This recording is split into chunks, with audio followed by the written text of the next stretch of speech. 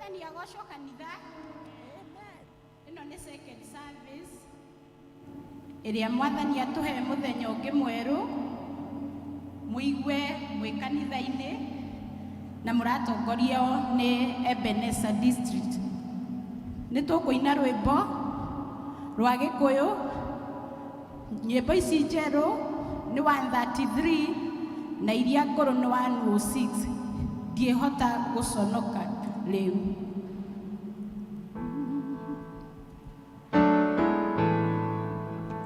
Ndihota guconoka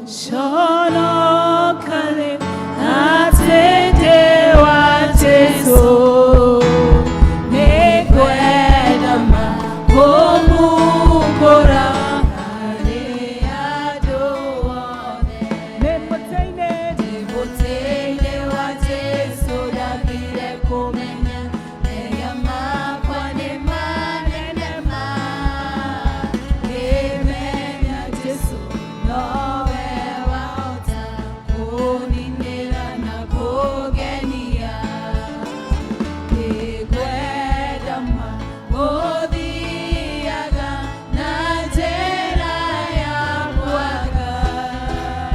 ngĩkwenda kũmũhingĩra hingo ciothe mũtĩ-inĩ wa Jesu ndambire kũmenya mehia makwa nĩ manene ma ngĩmenya Jesu nowe wahota kũninĩra na kũngenia Jesu ndagaconoka nĩ rĩĩtwa rĩakwa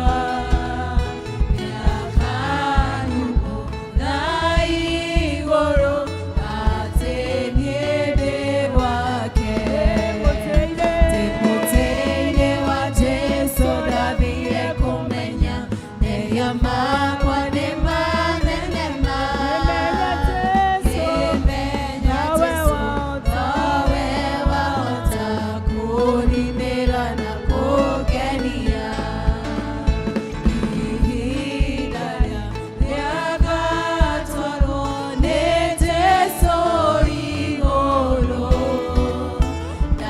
ndarũgama na arĩa angĩ hĩndĩ ĩyo ngoiga atĩa mũtĩ-inĩ wa Jesu ndathire kũmenya mehia makwa nĩ manene ma ngĩmenya Jesu nowe wahota kũninĩra na kũngenia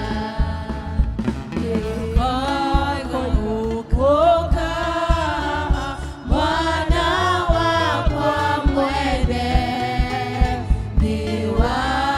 nĩwahikagĩra wĩthĩ ikarania naniĩ mũtĩ-inĩ wa Jesu ndathire kũmenya mehia makwa nĩ manene ma ngĩmenya Jesu nowe wahota kũninĩra na kũngenia hĩndĩ ndarĩ riganĩrwo nĩ mathĩna mothe na nĩgakenaga mũno na ciugo cia Jesu mũtĩ-inĩ wa Jesu ndathire kũmenya mehia makwa nĩ manene ma ngĩmenya Jesu nowe wahota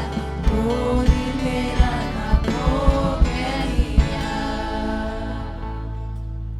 Ciugo iria iratutongoria ũmũthĩ iroima kuma Athamaki wa mbere 18:30.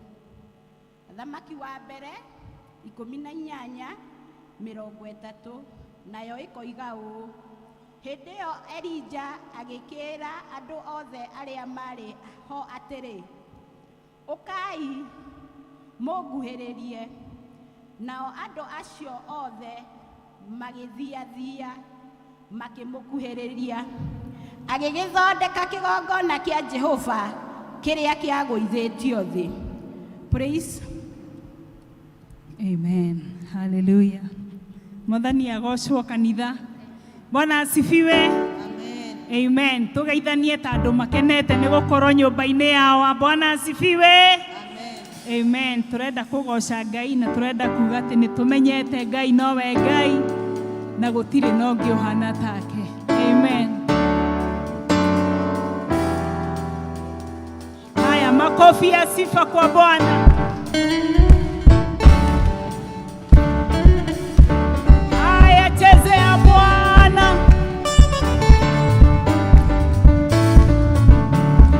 Ngai munene na mtungi wa Israeli. Ngai yore inyona andũ otagwo. Haya, pigia Bwana makofi ya sifa.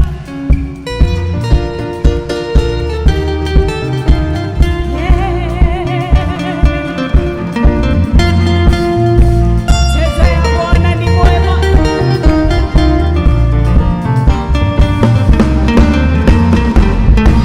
Ngai munene na mtungi wa Israeli. Yore Ngai yore inyona andũ otagwo. Nĩ ũndũ wa guoko gwaku nĩ ndĩnyonete wega. Nĩkĩo ndaitĩka gũkumia na gũkũgoca. Ngai munene na mtungi wa Israeli.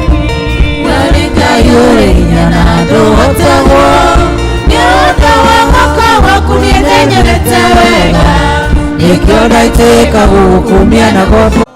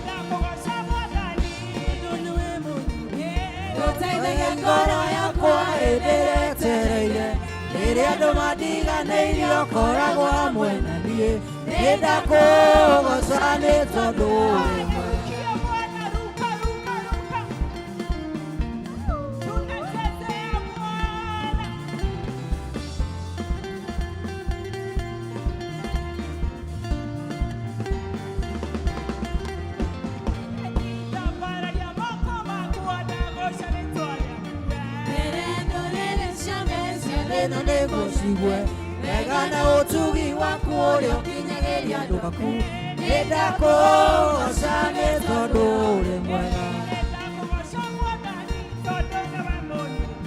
nĩũteithagia ngoro yakwa hĩndĩ ĩrĩa yetereire rĩrĩa andũ mandiganĩirie ũkoragwo hamwe na niĩ nĩndakũgoca nĩ tondũ ũrĩ mwega nĩ tondũ ũrĩ mwega nĩ tondũ ũrĩ mwega nĩ tondũ ũrĩ mwega nĩ tondũ ũrĩ mwega tondũ nĩwe mũnyugi nĩũteithagia ngoro yakwa hĩndĩ ĩrĩa yetereire rĩrĩa andũ mandiganĩirie ũkoragwo hamwe na niĩ nĩndakũgoca nĩ tondũ ũrĩ mwega nĩ tondũ ũrĩ mwega nĩ tondũ ũrĩ mwega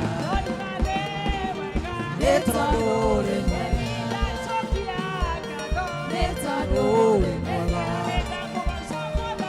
tondũ nĩwe mũnyugi nĩũteithagia ngoro yakwa hĩndĩ ĩrĩa yetereire rĩrĩa andũ mandiganĩirie ũkoragwo hamwe na niĩ nĩndakũgoca nĩ tondũ ũrĩ mwega haleluya nĩtwakũgoca Ngai nĩtwakũgatha rũcinĩ rwega rũmũthĩ nĩtwakwambararia tondũ nĩwe Ngai mĩtũrĩre-inĩ itũ Jesũ twoka gũkwĩra nĩwagĩrĩire rũcinĩ rwega rũmũthĩ nĩwagĩrĩire nĩwagĩrĩire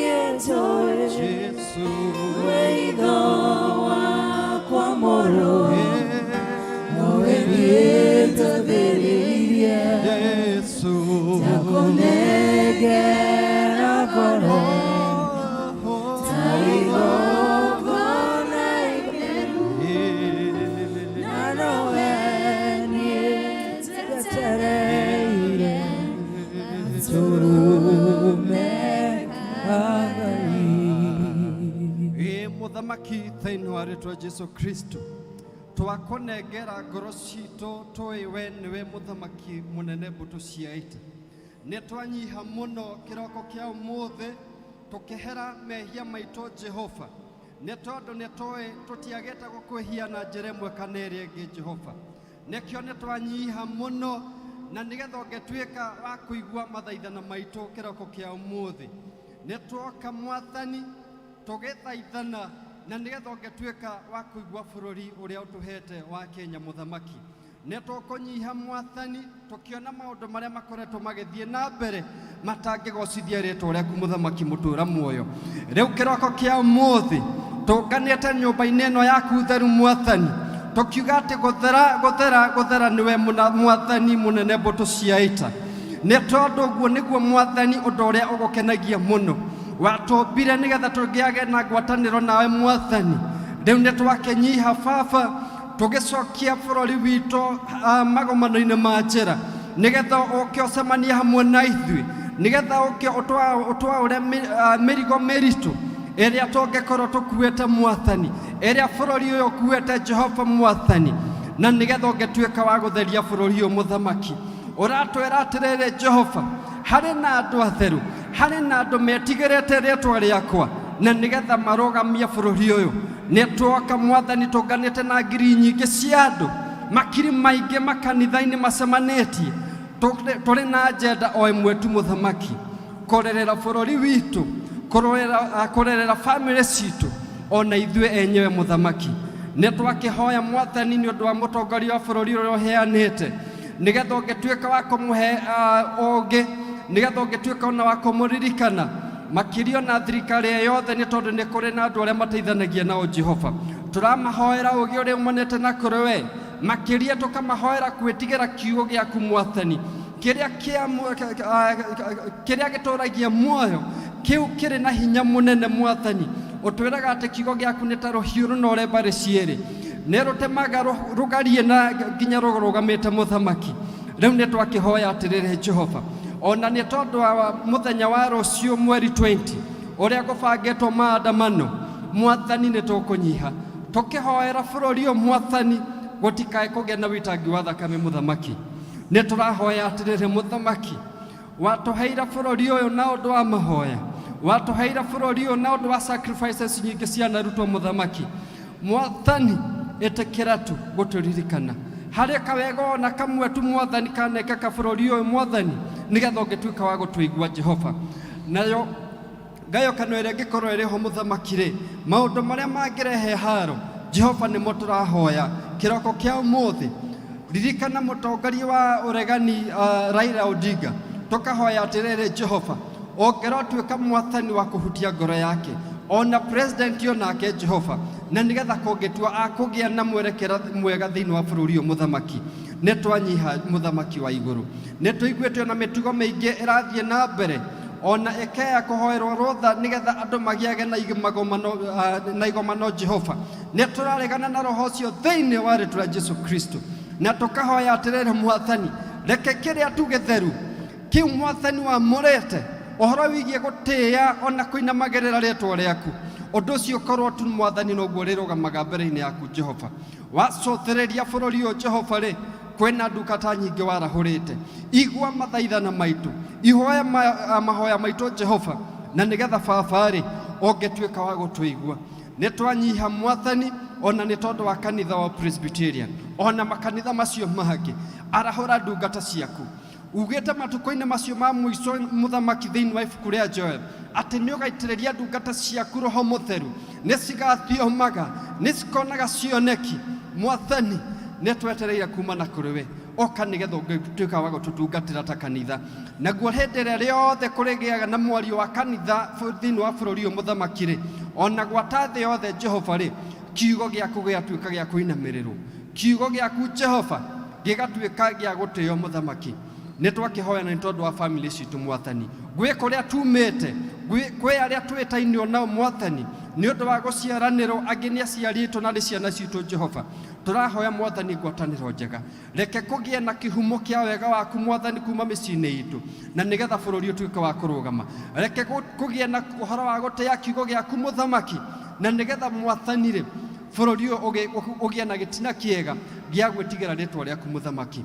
Ni twakenyiha twi mbere-ini ciaku Jehova, gwi kiugo tukuigua muthenya wa umuthi. Ririkana ndungata yaku agitwariria Jehova ri, ni twahoya Mwathani ungitucokia magomano-ini ma njira, na nigetha ungetuika wa gutwariria na tuigue kiugo giaku kuringana na uria utwathiriire muthenya wa umuthi.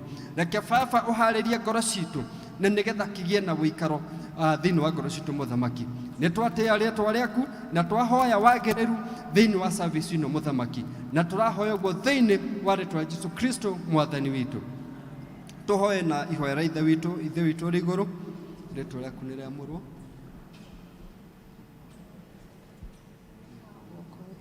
Watareka waku iguru tuamiricisha tuigana na utuhere mehia maitu, watarire tuhagira matwihagie, na ndugatutware magiri-ini na mũthaki-nĩ waku, ona hinya, ona kũgocwo, tene na tene. Amen. Thank you, Ngai, nĩ thayũ na wendo waku. Thank you, Ngai, nĩ tha ciaku nyingĩ. Ndakwambararia na ndagoca rĩĩtwa rĩaku.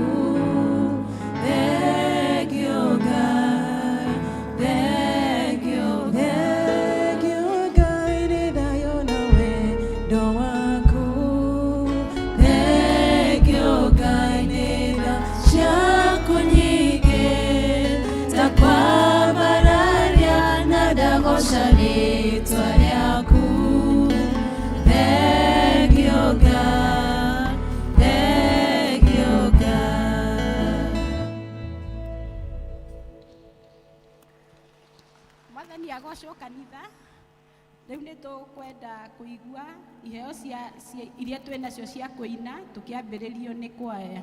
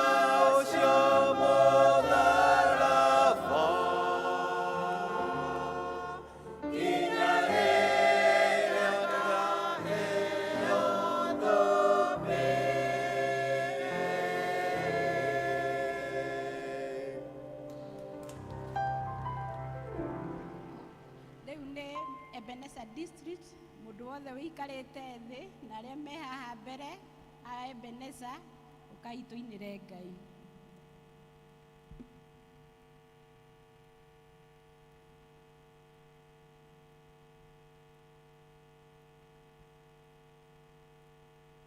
Ebenezer,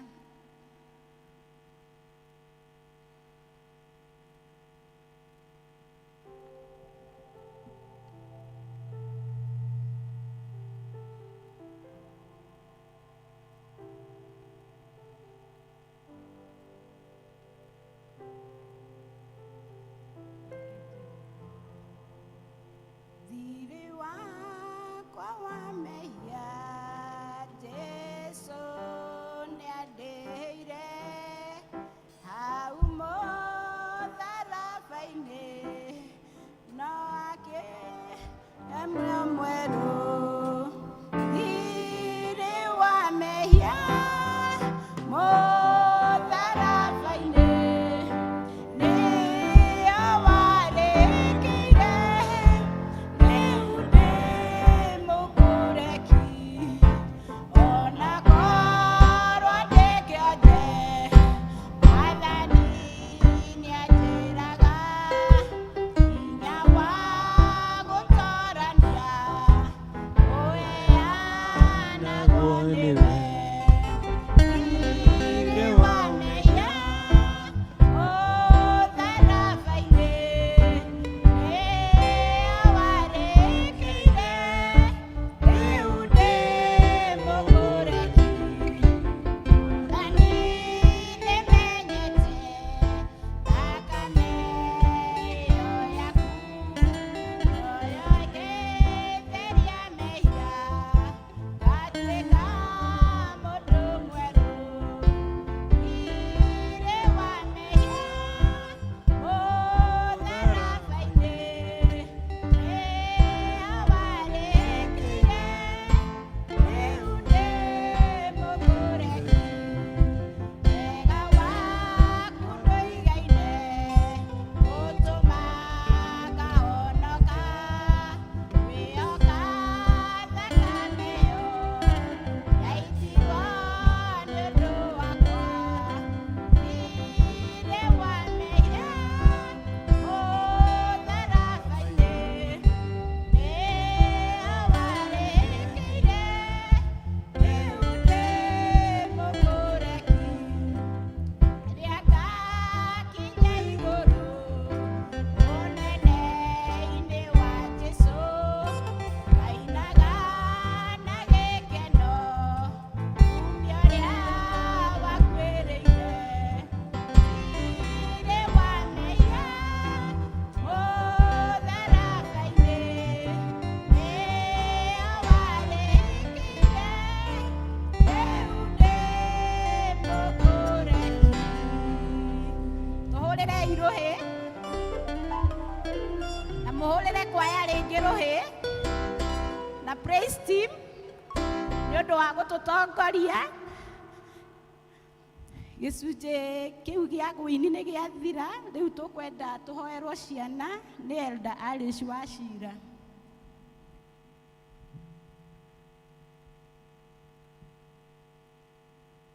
Mwathani agocwo. Ciana ũkai.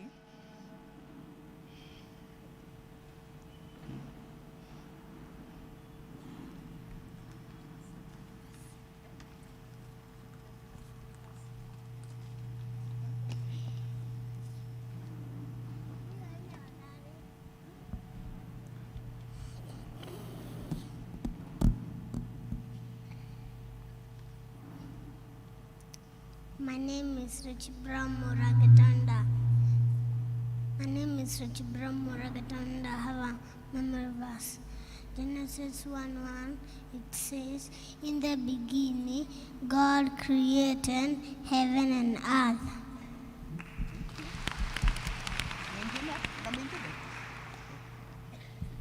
Matthew 7:7, it says, seek and you shall find, knock and the door shall be opened for you. Tutasimama kanisa, tukurugama, twambe tuge wĩtĩkio.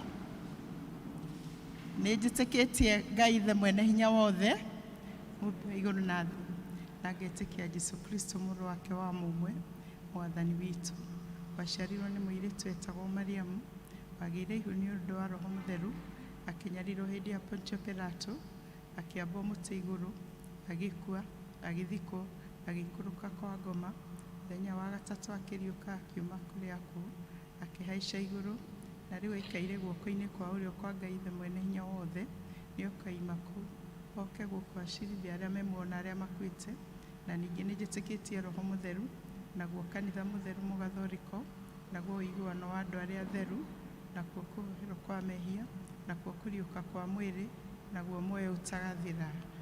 Amen. Amen. So, Mungu wetu na Baba yetu, tunanyenyekea mbele ya kiti chako kitakatifu asubuhi ya leo. Twaliinua na tunaliabudu jina lako, tukisema kwa hakika hakuna Mungu mwingine kama wewe. Tukishukuru kwa sababu ya baraka tele ambazo umezimimina kwetu, na mojawapo ikiwa ni baraka ya hawa watoto ambao wako hapa kanisani, na hata kunao wengine ambao ni wakubwa ambao wako mahali kwingi. Tukiomba ukaweza kuwamiminia kila mtoto baraka zako popote alipo. Tukishukuru kwa hawa ambao wameletwa kanisani wakaweza kufunzwa neno lako kwa lugha ambayo wanaielewa. Tukishukuru hata kwa sababu ya walimu wao ambao wamejitolea kuwafunza hawa watoto wetu wakapata kulijua neno lako. Kiomba ukawapa hekima walimu, na hata hawa watoto pia ukawapa uelewa wa neno lako, na hata wakaweza kulitimiza neno lako. Tukiwakumbuka wengine ambao hawako kanisani, tukaomba Jehova hata wao pia watapata fursa ya kuletwa kanisani. Hata wazazi wao wanapowalea, tunaomba ukawapa hekima hata wakazijua zile changamoto ambazo watoto wanaweza kuwa wakizipitia, ili wakaweza kusaidiwa na wakaweza kukua kwa njia ifaayo. Tukiomba hata sasa wakati ambapo wako kwa likizo fupi, utaweza kuwalinda, utaweza utapata kuwa pamoja nao, na hata uhusiano kati yao na wazazi wao utaweza kuimarika. Tukiomba ukawalinda, ukapata kuwa pamoja nao, na hata ukawabariki walimu wao wanaowafunza hapa kanisani na hata shuleni. Na yote Mungu wetu yakitengenea, jina lako takatifu litainuliwa na litaabudiwa. Tumeomba tukiamini umetusikia, na ni katika jina la Yesu Kristo aliye Bwana na Mwokozi wetu tumeomba na kuamini. Amen. Na wanarika, tunao wanarika, youth waje pia.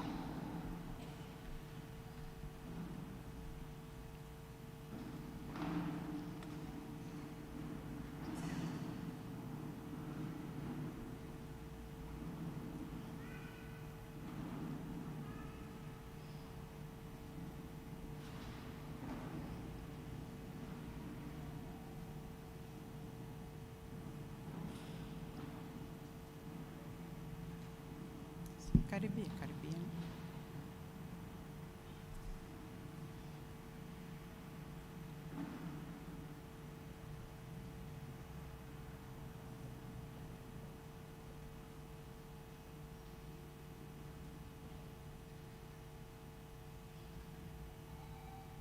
Na kushukuru Mungu wetu kwa wema na kwa fadhili zako. Na shukuru hata kwa hawa watoto wetu wanarika ambao ni wa viwango tofauti. Kuna wale ambao wako katika shule za upili, kuna wengine ambao wako katika vyuo, na kunao wengine ambao wanatafuta kazi, na wengine hata wamepata kuajiriwa. Tukikushukuru kwa sababu yao wote, tukijua kwamba Mungu wetu, kesho yetu inaonekana kuwa nzuri kwa sababu tuna hawa ambao wataendeleza ile kazi ambayo tunafanya. Tunawakabidhi mikononi mwako, tukikumbuka kwamba wanayo mahitaji tofauti. Kwa wale ambao wako shuleni, Mungu wetu, tukaomba ukapata kuwa pamoja nao, ukawapa uelewa wa yale ambao wanafunza na walimu wao, na hata uhusiano kati yao na walimu wao, na hata na wanafunzi wengine ukapata kuimarika. Tukiomba hata uhusiano wa hawa wanarika pamoja na wazazi wao pia utapata kuimarika. Wanayo mahitaji mengi Mungu wetu, tunaomba ukapata kuwatimizia katika jina la Yesu Kristo. Na hata wale ambao wameshamaliza masomo yao wanatarajia kuingia katika vyuo, tunaomba Mungu wetu kawapa njia, kawatengenezea njia ya kujiunga na vyuo. Na hata wale ambao wamekamilisha masomo yao na wanatarajia kupata kazi pia, Mungu wetu ukaweza kuwatimizia hayo mahitaji katika jina la Yesu Kristo. Na yote Mungu wetu yakitengenea, jina lako takatifu litainuliwa na litaabudiwa. Na hata wanapochagua kile ambacho watakifanya katika maisha yao ya baadaye, tunaomba ukawapa mwelekeo na ukawaongoza, ukawawezesha kufanya uamuzi wa busara, uamuzi ufaayo. Na yote Mungu wetu tunaomba utawatimizia, na ni katika jina la Yesu Kristo aliye Bwana na Mwokozi wetu tumeomba na kuamini. Amen.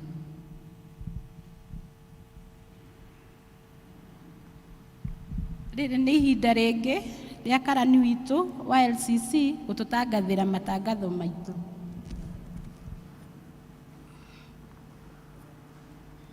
Bwana asifiwe. Bwana asifiwe kanisa. Tuko, niinulia mkono nione tuko wote pamoja. Tumebarikiwa. Mungu ni mwema, ametupatia wakati mwingine kukuja kwa nyumba yake na ili tubarikiwe. Njĩtagwo Roslyn Gacoka na ndĩna gĩkeno gĩa Kristo. Mĩaraho ya ũmũthĩ nĩanjĩkĩte wega na akahonokia, nĩ tondũ nĩ Ngai mwega. Nĩtũgũkena nĩ tondũ nĩmokire na nĩgetha tũrathimwo nĩ Ngai tũrĩ ithuothe hamwe. Nĩngwenda kũria kana kwĩ mũndũ ũkĩte rita rĩa mbere gũthoma na ithuĩ, nĩ rita rĩaku rĩa mbere biũ gũkorwo ũrĩ kanitha-inĩ ũyũ, no ngũria ũrũgame nĩgetha tũkwamũkĩre thĩinĩ wa nyũmba ya Ngai. Mũgeni ũrĩ hamwe na ithuĩ no ũrũgame. Yes, twĩna ageni tũmahũrĩra irũhĩ. Kwaya twamũkĩre ageni.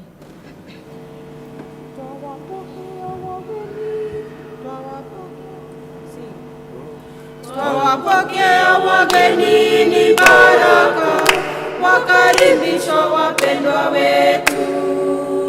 Twawapokea wageni ni baraka, wakaribishwa wapendwa wetu. Wakaribishwa, wakaribishwa, wakaribishwa hapa tena. Mbarikiwe, mbarikiwe, mbarikiwe tena sana. Twendete ageni thĩinĩ wa kanitha ũyũ witũ na nĩtwamũnyita ũgeni. He kandi mwaheo na mwaheo karamu ga kwandĩka karĩ kĩheo. Mũtũihũrĩrie marĩtwa manyu na kũrĩa mumĩte, na thutha ũyũ ushers nĩmekũmũtwara handũ mũkwaria na wa elders na nĩgetha mamũtarĩrie na mamũnyite ũgeni wega thĩinĩ wa kanitha ũyũ. Mũthenya wa ũmũthĩ tũratongorerio gĩthomo gitũ nĩ district ya Ebenezer.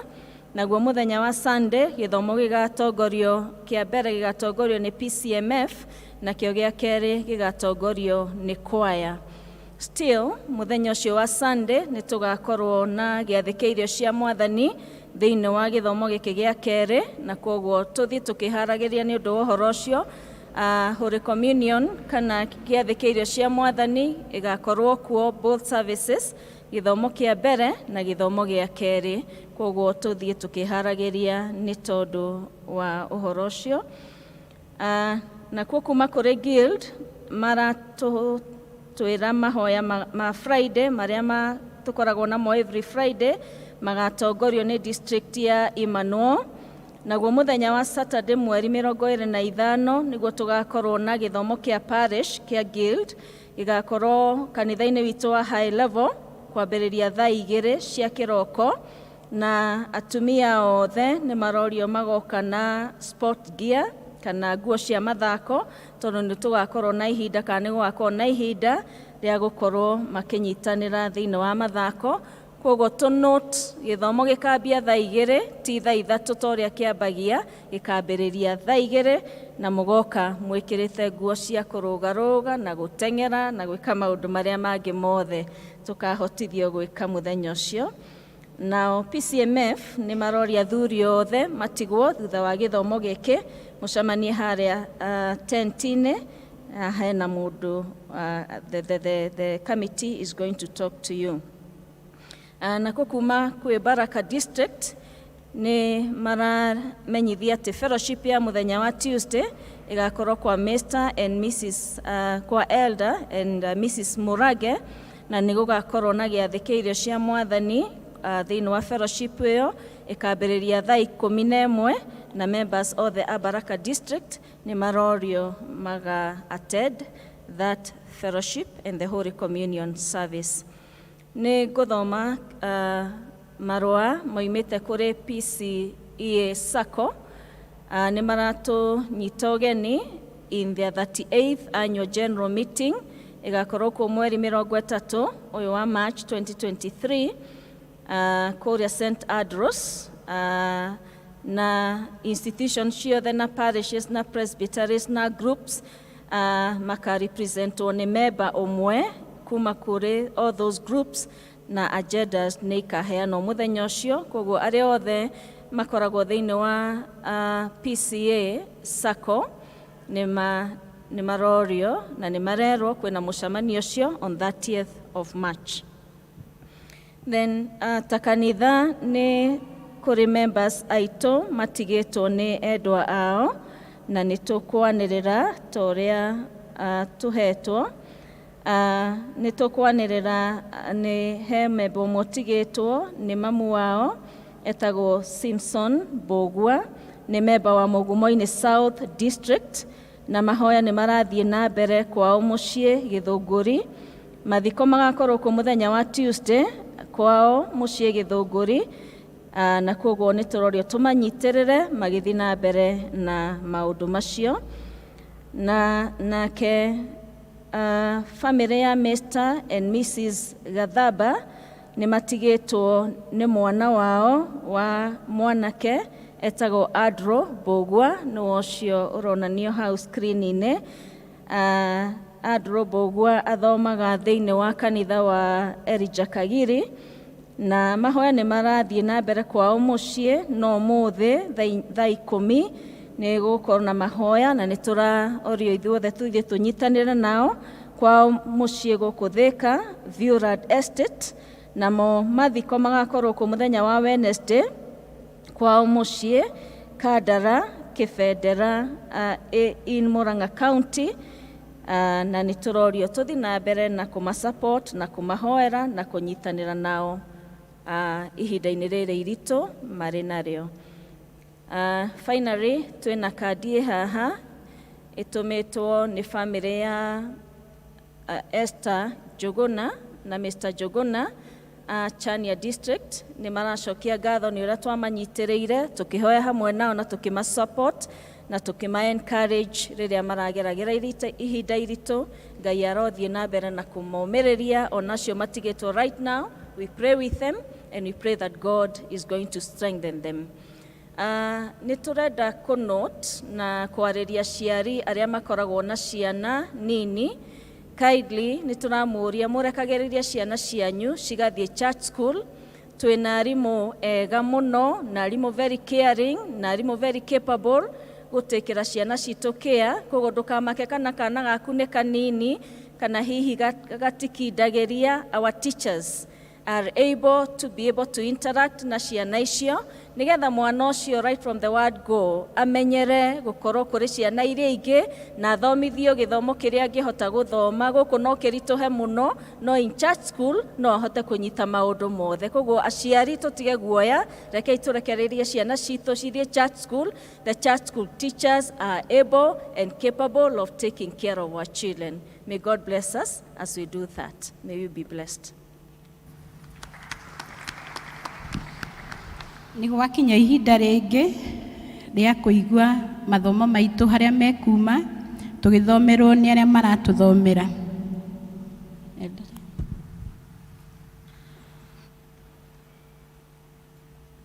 Mwathani agocwo.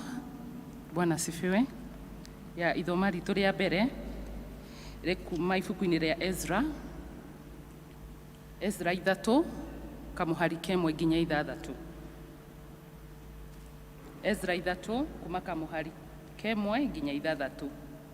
Na rĩrĩ, mweri wa 7 wakinya, nacio ciana cia Isiraeli igĩkorwo irĩ matũũra-inĩ ma acio. Andũ magĩkĩyũnganĩra kũu Jerusalemu o ta marĩ mũndũ ũmwe. Hĩndĩ ĩyo Joshua wa Jozadekau ona athĩnjĩri Ngai arĩa ariũ na aithe ona Azerubabel wa Sheiteri na ariũ a ithe magĩgĩũkĩra magĩaka kĩgongona kĩa Ngai wa Isiraeli nĩgetha marutĩre mahaki ma njino igũrũ rĩakĩo, o ta ũrĩa kwandĩkĩtwo watho-inĩ wa Musa mũndũ ũrĩa wa Ngai. Nakĩo kĩgongona kĩu magĩkĩhanda o handũ hakĩo, nĩ ũndũ nĩ magwatĩtwo nĩ guoya nĩ ũndũ wa andũ a bũrũri ma kũu. Nao magĩkĩrutĩra Jehova mahaki ma njino o igũrũ rĩakĩo, namo nĩ mahaki ma njino ma rũcinĩ na hwaĩ-inĩ. Kamuhari 4. Ningĩ makĩgĩa na gĩathĩ kĩrĩa gĩetagwo gĩathĩ gĩa ithũnũ, o ta ũrĩa kwandĩkĩtwo, makĩruta mahaki ma njino ma o mũthenya o mũthenya, o ta ũrĩa mũigana wamo watuĩtwo, o ta ũrĩa mũtugo wa kũrũmĩrĩrwo watariĩ, ona ta ũrĩa ũtungati wa mũthenya o mũthenya wagĩrĩire. Na thutha waguo gũgacoka kũrutĩrwo ihaki rĩa njino rĩa gũtũũra rĩrutagwo hĩndĩ ciothe. Ona magongona ma kũrũgamo-inĩ ka merĩ, ona ma ciathĩ ciothe iria ciamũrirwo Jehova, ona maũndũ wothe ũrĩa warutagĩra Jehova kĩndũ na kwĩyendera. Nao mambĩrĩirie kũrutĩra Jehova mahaki ma njino kuma o mũthenya wa mbere wa mweri wa 7. No rĩrĩ, gĩtina kĩa hekarũ ya Jehova gĩtiakĩtwo. Ngai arathime kiugo gĩake. Njĩtagwo Lea Muthoni. Thank you.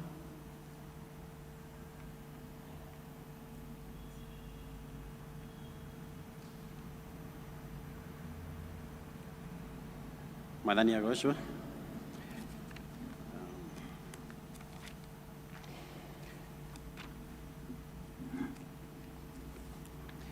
Ithoma ritũ rĩa kerĩ rĩkuma ibuku rĩa Athamaki wa mbere. Athamaki wa mbere 18 kuma mũhari wa 16 nginya mũhari wa 39. Athamaki wa mbere 18 kuma 16 nginya 39. Niĩ ngũthoma, njĩtagwo Amos Kĩnothia, nyenda Jesu Kristo nĩ ũndũ wa kũhonokia. Rekei tũthome. Tondũ ũcio Obadia agĩthiĩ gũtũnga Ahab, akĩmũhe ũhoro ũcio, nake Ahab agĩthiĩ gũtũnga Elijah. Na gũgĩkinya atĩrĩ, atĩ hĩndĩ ĩrĩa Ahab onire Elijah-rĩ, akĩmũũria atĩrĩ, mũnyariri ũyũ wa andũ a Isiraeli nĩwe ũyũ? Nake agĩcokia atĩrĩ, niĩ ndinyariirĩte Isiraeli, no nĩwe ũmanyariirĩte mwĩna nyũmba ya thoguo. Nĩ ũndũ wa gũtigana na maathani ma Jehova mũkarũmĩrĩra ma Baali. 19. Na rĩu rekania na rĩu rekania ũnyũnganithĩrie Aisiraeli othe moke harĩ niĩ o kũu kĩrĩma-inĩ gĩa Karimeli, me hamwe na anabii arĩa a Baali 450, anabii a Ashera 400, na acio marĩagĩra irio metha-inĩ ya Jezebeli. 20. Tondũ ũcio Ahabu akĩrekania he ciana ciothe cia Isiraeli, akĩũnganithia anabii mathiĩ kĩrĩma-inĩ kĩu gĩa Karimeli. Nake Elijah agĩthengerera harĩ andũ acio othe akĩmoria atĩrĩ, nĩ nginya hĩndĩ mũgũtũũra mũhindĩte mũgĩthanganĩria njĩra igĩrĩ? Kũngĩkorwo mũgũtua atĩ Jehova nĩwe Ngai-rĩ, kĩmũrũmagĩrĩrei. Kana hihi mũngĩkorwo mũgũtua atĩ Baali nĩwe Ngai-rĩ, kĩmũrũmagĩrĩre we. Nao magĩgĩkira ki na matiamũcokeirie ũndũ ona ũmwe. 22. Elijah agĩkĩra andũ acio atĩrĩ, niĩ nyiki no niĩ ndigĩtwo ndĩ mũnabii wa Jehova, na no anabii a Baali nĩ 450. Tondũ ũcio nĩ tũheo ndegwa igĩrĩ, nao marekwo methurĩre ndegwa ĩmwe, mamĩtinangie icunjĩ, mamĩigĩrĩre ngũ igũrũ, na matigekĩre mwaki na thĩ. Niĩ njoke thĩnje ndegwa ĩyo ĩngĩ, ndĩmĩthondeke, ndĩmĩigĩrĩre ngũ igũrũ, no ndigekĩre mwaki na thĩ. 24. Thutha wa ũguo, inyuĩ mũkaĩre rĩĩtwa rĩa Ngai yanyu, na niĩ ngaĩre rĩĩtwa rĩa Jehova. Na rĩrĩ, Ngai ũrĩa ũrĩcokia ũhoro na ũndũ wa kũrehe mwaki-rĩ, ũcio agĩtuĩke nĩwe Ngai. Nao andũ othe magĩgĩcokia makiuga atĩrĩ, ũhoro ũcio wario nĩ mwega. 25. Elijah agĩkĩra anabii acio a Baali atĩrĩ, wĩthurĩre ndegwa ĩmwe, mwambe mũmĩthĩnje mũmĩthondeke, na nĩ ũndũ inyuĩ mũrĩ aingĩ mũmĩthondeke, nĩ ũndũ inyuĩ mũrĩ aingĩ. Thutha wa ũguo mũkaĩre rĩĩtwa rĩa Ngai yanyu, no menyai mwĩkĩre mwaki tũcokere hau. Elijah agĩkĩra anabii acio a Baali atĩrĩ, wĩthurĩrei ndegwa ĩmwe, mwambe mũmĩthĩnje mũmĩthondeke, nĩ ũndũ inyuĩ mũrĩ aingĩ. Thutha wa ũguo mũkaĩre rĩĩtwa rĩa Ngai yanyu, no menyai mwĩkĩre mwaki na thĩ. Nao magĩkĩnyita ndegwa ĩrĩa mahetwo, makĩmĩthĩnja, makĩmĩthondeka, magĩgĩkaĩra rĩĩtwa rĩa Baali kuma rũciinĩ nginya o mĩaraho, makiugaga ũũ, atĩrĩrĩ Baali, tũigue.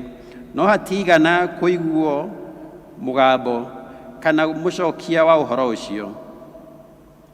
Nao magĩkĩina makĩrũgarũgaga kĩgongona-inĩ kĩu gĩathondeketwo magĩthiũrũrũkĩirie. 27. Na gũgĩkinya atĩrĩ, atĩ mĩaraho yakinya, Elijah akĩmanyũrũria akiuga atĩrĩ, anĩrĩrai na mũgambo mĩnene mũno, nĩ ũndũ-rĩ, kaĩ Baali atekĩrĩ Ngai? Hihi ena maũndũ areciria, kana agacendũka, kana agathiĩ rũgendo, kana hihi agakoma, na no mũhaka arahũrwo toro. 28. Magĩkĩinĩra na mĩgambo mĩnene mũno, magĩtemengaga na hiũ na tũtimũ, na ta ũrĩa warĩ mũtugo wao watariĩ, o nginya makĩnyũrũrũkwo mũno nĩ thakame. 29. Na gũgĩtuĩka atĩ o mĩaraho yahĩtũka, magĩikara oro ũguo makĩhoya Ngai yao o nginya ihinda rĩrĩa magongona ma hwaĩ-inĩ marutagwo.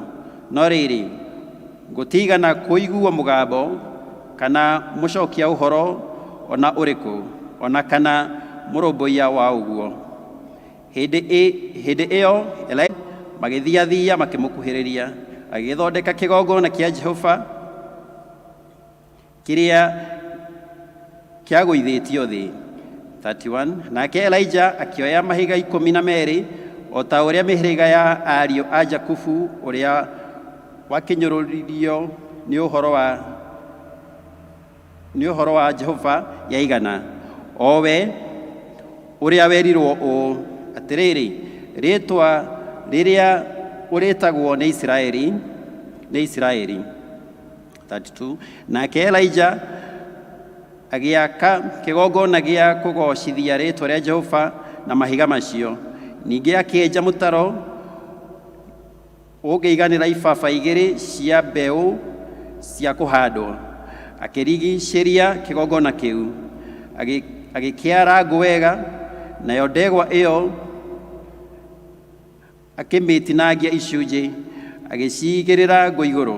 Agĩcoka akiuga atĩrĩ, iyũriai ndigithũ 4 maaĩ, mũmaitĩrĩrie ihaki rĩrĩ rĩa njino, ona ngũ igũrũ. 34. Ningĩ akiuga atĩrĩ, ĩkai oro ũguo ihinda rĩa kerĩ, na magĩĩka oro ũguo ihinda rĩa kerĩ.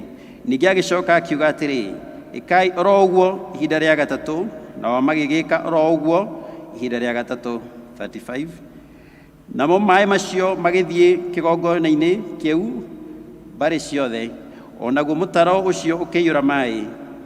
Na ũgĩkinya atĩ ihinda rĩrĩa kũrutagwo igongona rĩa hwaĩ-inĩ, Elijah ũcio mũnabii agĩthiathia hakuhĩ na kĩgongona kĩu, akiuga ũũ, we Jehova, Ngai wa Ibrahimu na wa Isaka ona wa Isiraeli, ndagũthaitha ũmenyithanie ũmũthĩ atĩ we nĩwe Ngai ũrĩa ũrĩ thĩinĩ wa Isiraeli, ona atĩ niĩ ndĩ ndungata yaku, na atĩ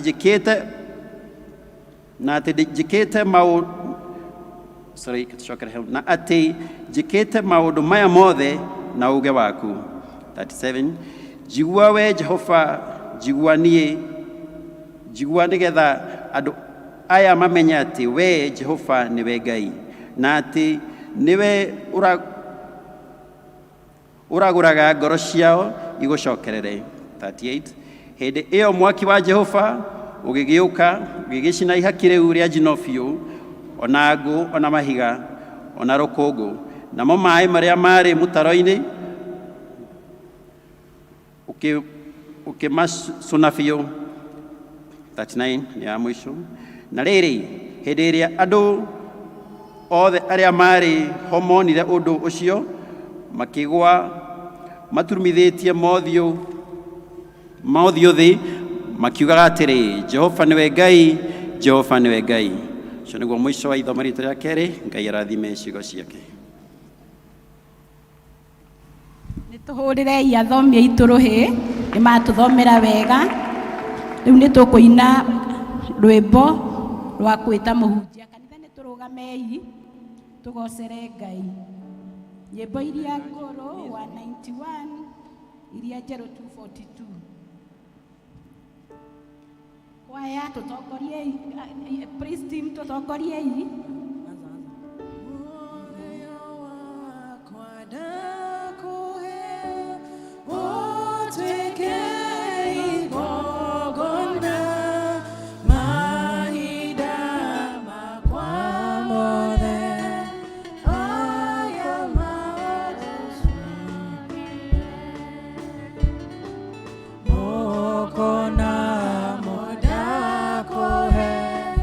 Meka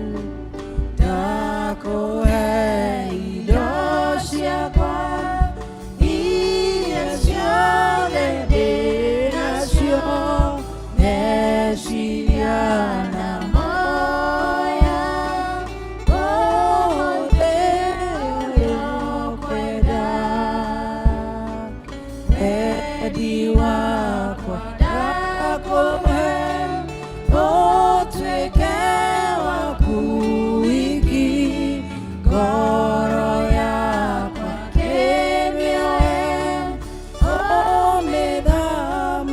ũmĩthamakagĩre wendo wakwa ndakũhe umĩte ngoro thĩinĩ ũthiũkie ndĩ wothe ndakwĩhe nginya tene. Acha tuombe. Baba, katika jina la Yesu, ni asante ni kwa siku ya leo. Asante Bwana ni kwa sababu umetupatia wakati mwingine kusikia neno lako.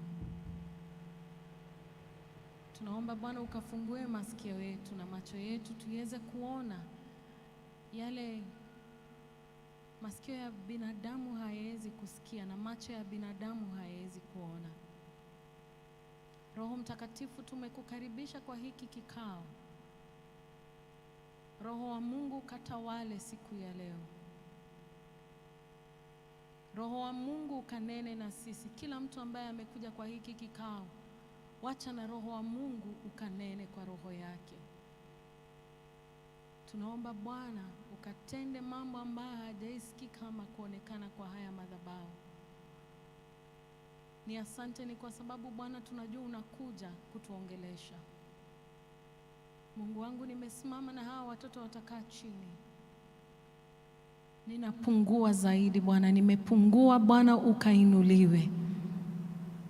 Nimepungua sana sana Bwana, napungua zaidi na zaidi Bwana, wewe ukainuliwe. Wacha ikuwe ni wewe unasikika, wacha ikuwe ni wewe unaonekana. Na Bwana, tukitoka hapa tutasema kwamba tumekuona. Ni asante Roho wa Mungu, tawala kwa hiki kikao.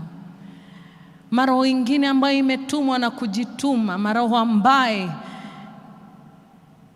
yamekuja kutunenea mambo hayafai, tunayaangusha chini katika jina la Yesu. Na tunaomba Roho wako Mungu katawale kwa hiki kikao.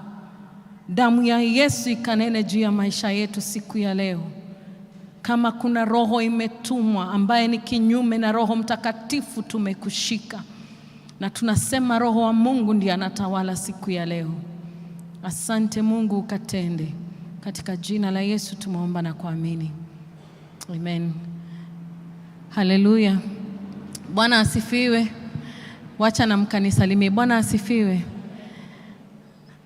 Asanteni kwa kukuja kwa hiki kikao. Nimeomba ruhusa niongee Kiswahili kwa sababu Kikuyu yangu ni mbaya. Na hata nikidanganyana ati nitaweza kuongea, mimi ni Muembu. Kwa hivyo Kiembu yangu ni ya V na va na lakini hata hiyo Kiembu bado itakuwa shida, lakini nimepewa ruhusa niongee na Kiswahili na najua tutaelewana. Na lile jambo ambalo Bwana amesema atatenda na Kiswahili. Bwana asifiwe. Atatenda na Kikuyu, atatenda na Kizungu. Wacha na roho zetu zikafunguke ili tuweze kusikia. Bwana asifiwe. Kwa majina naitwa Christine Wawera Karori, nampenda Yesu, nimeokoka siku ya leo. Nasema ni asante tena kupatiwa hiki kikao. Kwa mara ya pili, asubuhi nilikuwa hapa na hata saa hii niko hapa niweze kupeana neno. Nashukuru Mungu kwa wema na fadhili zake juu ya maisha yangu. Naona watoto wangu hawako, walikuwa first service, najua wako nje. Mungu ameendelea kutubariki na kututenda maombo makubwa na maombo mema. Pia mimi ndio karani wenyu hapa kwa ofisi, ninawakaribisha kwa ofisi yetu. Ukitaka kuona mchungaji uko karibu.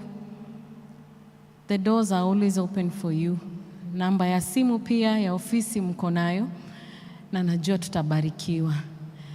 Siku ya leo nataka tuongee juu ya neno moja ambalo tunalijua sana, lakini nitahubiri si vile najua mna expect, na najua tunaenda kubarikiwa. Wale wanaandika siku ya leo, neno ambalo ningetaka tuandike ama theme yetu ya leo ni kutengeneza madhabahu. Bwana asifiwe. Rebuilding the altars. Praise the Lord. Kutengeneza madhabahu. Neno la kwanza limetoka kutoka kwa kitabu cha Ezra. Etemesi, kama unaweza tuwekea na Kiswahili, kwa sababu nahubiri na Kiswahili na najua tutabarikiwa. Neno la kwanza linatoka kutoka kwa kitabu cha Ezra mlango wa 3 mstari wa 1 mpaka wa 6. Hili neno tunapolisikia na tunapolisoma, ukisoma Ezra wa kwanza na wa pili, hapa tunaona watoto wa Israeli wametoka kwa utumwa. The children of Israel, they are from Babylon. They are from captivity. Wametoka kwa utumwa, mahali ambapo walikuwa wamekaa miaka 70. Kwa hivyo kwa kitabu cha Ezra tunaona hao watoto wametoka kwa utumwa, wamerudi kwa nchi yao. Unajua walikuwa kwa utumwa in a nation called Babylon, na sasa wamerudi kwa nchi yao. Kwa hivyo kwa kitabu cha Ezra mlango wa 3 inamaanisha hao watoto walikuwa sasa ndio wametoka kule utumwani, wamerudi kwa nchi yao na wamerudi kwa town zao. Wakati walitoka kwa utumwa, walirudi kwa, tuseme sasa wamerudi Kenya, kila mtu akarudi kwao. Kwa hivyo hapa ambapo tunaanza neno letu ni watu wamerudi tena, wameitwa, wameambiwa kujeni ili tuweze kutengeneza madhabahu. Watoto wa Israeli walishikwa wakapelekwa kule, mnakumbuka hekalu ya the temple, hekalu ilikuwa imetengenezwa in a way, hakuna hekalu ingine imetengenezwa mpaka siku ya leo. Wakati Solomon alikuwa amekalia hiyo kiti, madhabahu ya Mungu yalikuwa yametengenezwa na fedha, yalikuwa yametengenezwa na the temple of the Lord had been built in gold, si ndio? Mnajua hivyo. But when these children of Israel, wakati wanachukuliwa wanapelekwa kwa utumwa, madhabahu hekalu ya Mungu imeshaharibiwa, na wameenda na wakashikwa, wakaenda kule wamepelekwa. So hao watoto wamerudi 70 years later, though in the book of Daniel inasemekana hao watoto walirudi after 68 years. So ni roughly 68 to 70 years. So watoto wamerudi, na wakati wanarudi mahali ambapo hakuwezi kalika, kwa sababu wamerudi wamekuta kuna nchi zingine ambazo zilikuwa hapo. Wamerudi wakakuta hekalu ya Mungu ile ambao walikuwa wanasikia, kwa sababu kama hawa watu walikuwa they were slaves, kama walikuwa slaves hiyo time, ni kumaanisha watu ambao wanarudi ni watoto wa wale watu ambao walichukuliwa. Tuko pamoja? Are we together? Praise the Lord. Kwa hivyo hawa ni watoto wao wamerudi. Nasema hivyo kwa sababu ukiimagine 70 years from now, ukichukua miaka yako, wale ambao watakuwa wamebaki ni kidogo sana, si ndio? If you're 50, 70 years from now you'll be what? 120. If you're 60, 70 years from now you'll be, if I'm whatever years I am, so plus 70, it means labda nitakuwa ama 6. Kwa hivyo nina imagine watu ambao wanarudi ni watoto wa wale watu ambao walikufia kule. Kwa hivyo hao watoto wanakuja kwa nchi ambao walisikia, waliambiwa na wazazi wao, hekalu ilikuwa mzuri, hekalu ilikuwa kitu, it was a beautiful temple, si ndio? Kwa hivyo hawa ni watoto wao wanarudi kwa ile nchi. Ni kama sasa sisi tuchukuliwe tupelekwe nchi nyingine, tukae kwa hiyo nchi miaka 70. So 70 years ni watoto, najua labda ni watoto wetu na tushoshoto wetu ndio tutakuwa tunarudi. Kwa hivyo kwa hiki kitabu cha Ezra inamaanisha watoto sasa wamerudi kwa nchi yao. Tuko pamoja? Wamerudi wakakuta hekalu ya Mungu already ilikuwa imeshaharibiwa, na kwa hivyo wamerudi kwa town zao. Baada ya kurudi kwa town zao, inasemekana mwezi wa 7 wameitwa sasa, wanaambiwa kujeni. They are being told, come, we are going to rebuild the altar. Praise the Lord. Kwa hivyo hawa watu wanarudi kutengeneza madhabahu, kwa sababu walikuwa najua hayo madhabahu ndio yanaweza kuwaongelelea. Praise the Lord. Tuko pamoja mpaka hapo? Wanaambiwa rudini tutengeneze madhabahu. Ukisoma hiyo neno inasema, ikienda kumaliza in verse 6 inasema hata hekalu, the foundations of the temple hawakuguza, hawakutengeneza hekalu, walianza na madhabahu. Kwa nini? Walijua madhabahu ndio itafanya nini? Itatuongelelea. Bwana asifiwe. Walijua madhabahu, hapa ndipo tunaleta ng'ombe zetu na mbuzi zetu, na hapa tukikuja tuombe Mungu, Mungu ataweza kutusikia. Neno linasema wakikuja au watoto wakirudi, in chapter 1 and 2 inasema they came back 49,000 of them. A whole nation of Kenya tuko watu 40 million. In this kwa hiki kitabu, it give or take, the Bible says they were around 4.5 million. Kwa hivyo wale loti ya kwanza ambao wanarudi walikuwa 49,000 people. 49,000 people wamerudi kwa nchi yao, wanakuta nchi zingine. Kwa hivyo wamerudi wakiwa watu ambao hawana nguvu. Wamerudi wakiwa watu ambao hawajui tunakuja kupatana na akina nani. Bwana asifiwe. Kwa hivyo wanarudi wakati nguvu ile ambao walikuwa nayo zamani hawana. Na walijua kwa sababu hatuna nguvu, kwa sababu tumerudi tukiwa watu wachache, lazima tutafute mtu ambaye atatutetea. Ni nani alikuwa anawatetea zamani? Ni Mungu. Neno la Mungu linasema hao watoto kitu ya kwanza walifanya, the Bible says, my Bible in English kama naweza ongea Kizungu, they rebuilt the altar in the old site. Praise the Lord. Walirudisha madhabahu mahali foundation, sijui foundations na Kiswahili mwalimu nitasema nini, misingi ambayo ilikuwa hapo 70 years ago. Hiyo misingi ndio walikuja wakatengeneza tena. Tuko pamoja? Praise the Lord. Kwa hivyo hiyo misingi, hata after 70 years, misingi za madhabahu ya Mungu bado ilikuwa. Tuko pamoja? Kwa hivyo wamekuta hekalu already imeshaharibiwa. Wamekuta hekalu hakuna. Lakini neno la Mungu linasema they rebuilt the altar in the old site. Ni kumaanisha nini? Kwa hivyo Mungu bado alikuwa wapi? Mungu bado alikuwa hapo. Mungu bado alikuwa kwa ile madhabahu, kwa sababu when they raised it the first time, King Solomon, neno linasema King Solomon alipopeana dhabihu, he gave how many? Is it 5,000 or 500 something? You're going to read the things that he gave, the sacrifices ambazo Solomon alipeana, ni sacrifices hadi wa leo hakuna mwingine ameweza kupeana. Bwana asifiwe. Kwa hivyo yale madhabahu bado yananena, yale madhabahu bado yanaongea. Kwa hivyo hao watoto walijua tuko kidogo ndio, tuko watu wadhaifu ndio, tuko watu ambao wana nguvu ndio, lakini yale madhabahu ya Mungu yatatutetea sisi. Bwana asifiwe. Hivyo ndio kitabu cha Ezra inasema. Kwa hivyo kitu ya kwanza waliporudi in the book of Ezra is to rebuild the altar in the old site. Tuko pamoja? In the second reading the Bible talks about Elijah. Hapa tunaona Elijah amerudi sasa. When you read the first Kings, ukisoma neno hapo mbeleni, inasemekana Elijah alikuja akatabiri wakati ambapo kulikuwa na mambo mabaya ambayo alikuwa anaendelea.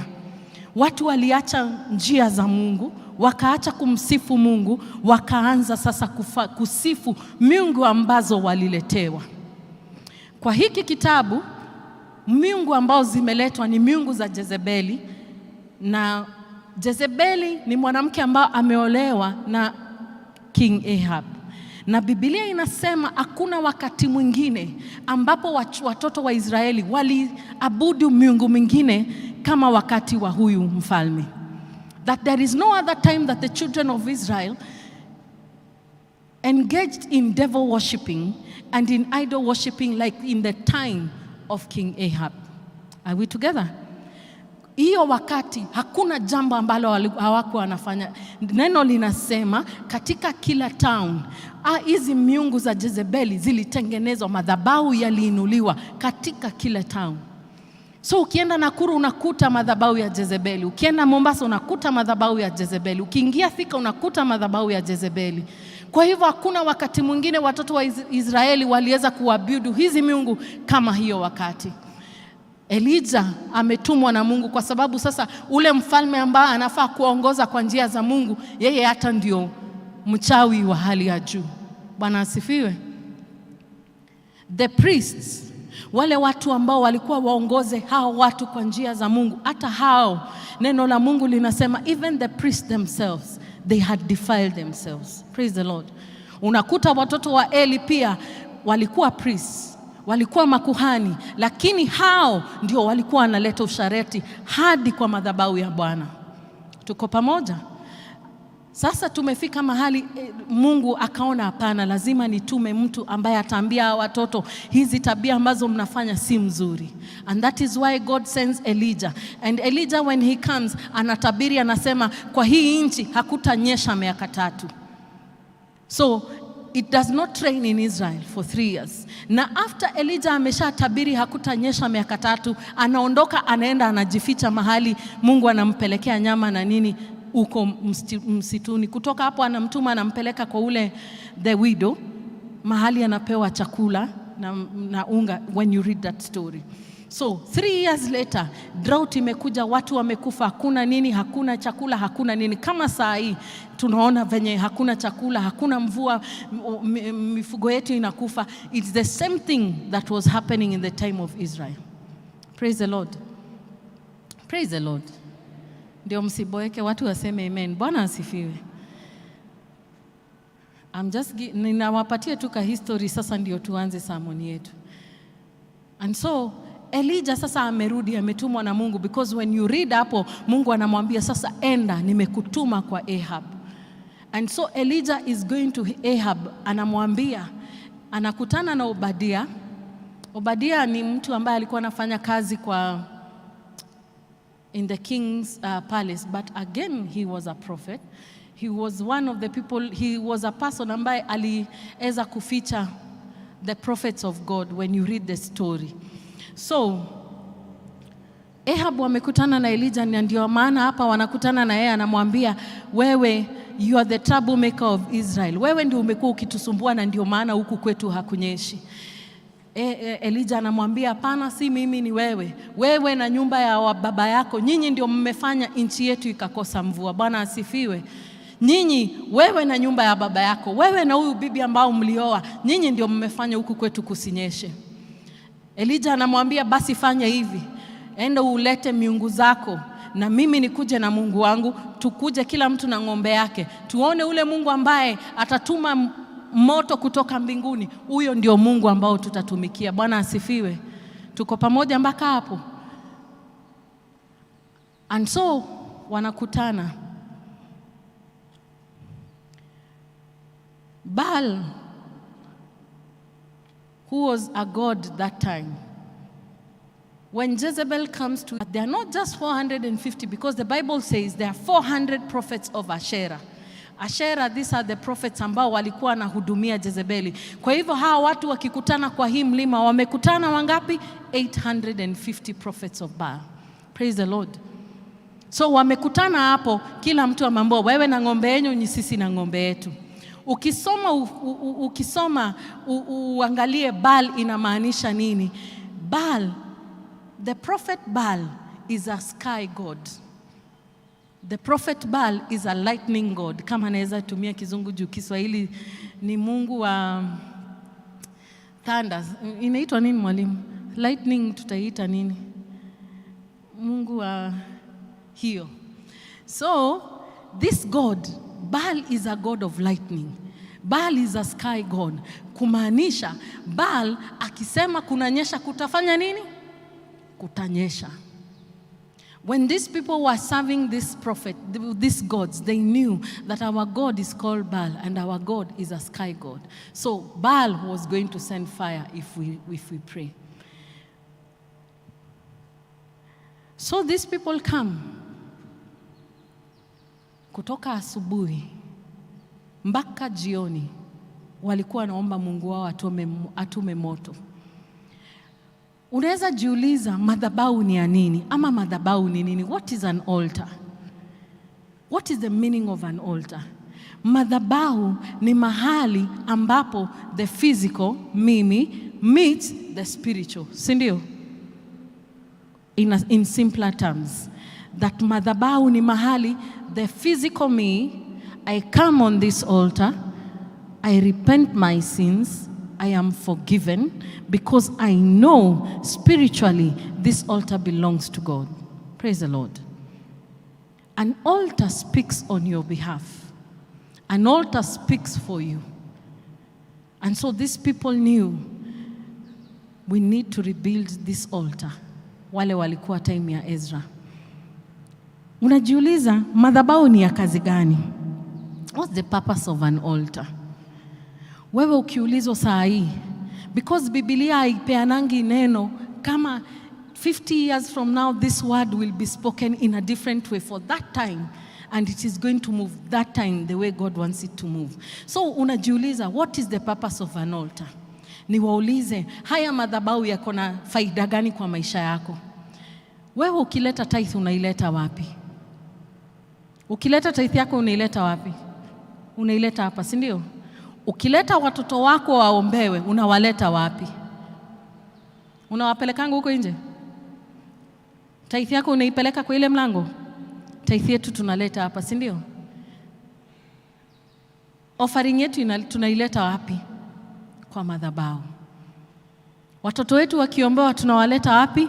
Kwa madhabahu. Ukiokoka, ukitaka kuokoka unaambiwa come altar call, tunawaita kujeni muokoke. Tunakuja wapi? Kwa hivyo madhabahu yako na nguvu. Hata madhabahu ya ushetani, ukienda kwa mganga unaendanga wapi? Tu assume sasa tumesoma, tusijifanye okay najua mjaienda, but tu assume sasa. Kwa mganga pia si kuna madhabahu? Si tunawatchingi movies za Nigeria? Kuna mahali imetengwa specifically, na kwanza hakuna kukanyanga hiyo place. Kwanza unaambiwa ngotoa viatu, rudi ukuje kama umeingia na nyuma hivi, utoe viatu, si ndio? Kwa sababu wanajua madhabahu ya Mungu yao lazima yaheshimiwe. Tuko pamoja? Wale ambao wanaenda kwa mganga wanajua nikiitishwa kuku, kwanza unaitishangwa kuku, unaambiwa ya white. Unaenda kwa soko unatafuta kuku ya white mpaka unaipata. Praise the Lord. Unaitishwa mbuzi ya white ama ya black na isikuwe na it doesn't have a spot. And I'm telling you, if you have, kama wanaitishwa wanazitafutanga mpaka wanazipata. Na wanafanya nini? Wanazipeleka kwa sababu wanajua nikipeleka hii mbuzi na hii ng'ombe, madhabahu ya hizo miungu zangu itaniongelelea. Bwana asifiwe. And so these people knew, tukiita huyu nini wetu lazima atatusikia. So an altar, the purpose of an altar, worship, sacrifice, giving offerings. This is where people come to meet their God. Kwa hivyo madhabahu yako na maana mingi sana. Madhabahu kwa maisha yako yako na maana sana. Yako na maana sana. And so hao watu wamekutana kwa ile mlima. And the prophets of Baal wanakuja, wanachukua ile ng'ombe, wanakatakata, wanaekelea juu kwa madhabahu yao, na wanaimba kutoka asubuhi mpaka jioni, Mungu wao atume mvua, atume moto. The Bible says walijikatakata, wakajikatakata, wakaimba. Na ndio Elijah anawaambia Mungu wenyu wako kwa choo, Mungu wenyu wako sijui wapi, Mungu wenyu labda amewasahau, Mungu wenyu amewasahau, imbeni, muiteni. And then another version inasema wakarukaruka, they leaped, wakaruka, lakini Mungu wao bado hajibu. And they prayed and they waited, but their God did not send rain. When Elijah comes, Elijah wakati anakuja anawaambia sasa wakati wa kupeana madhabahu. In the time of Moses, madhabahu ilikuwa inapeanwa asubuhi. Sacrifices zilikuwa zinafanywa mara mbili. Kulikuwa na sacrifice ya asubuhi saa 3 na sacrifice ya jioni saa 9. Asubuhi watu wakienda kupeana vitu, walikuwa naenda wanaambia Mungu tumekupea hii, ndio the whole day ufanye nini? Utuongoze. Jioni wakipatana tena, the evening sacrifice, wakipeana when they are giving the evening sacrifice, ni kumaanisha Mungu asante umetulinda siku mzima, asante ni yale mambo ambayo tumefanya siku ya leo, sasa tumepeana kile tunapeana, ndio tuende wapi? Nyumbani. Tuko pamoja? So in the morning saa 3 na jioni saa 9, na kila siku hao watoto lazima wangefanya hivyo, na walikuwa wanatoka kule, wametoka, Musa amewaandalia mahali, madhabahu ambayo ilikuwa inaongea wakati huo, the altar that was speaking that time. Ukisoma Biblia kwanza, in the time of David, why he danced, because he knew altar imekuja, si ndio?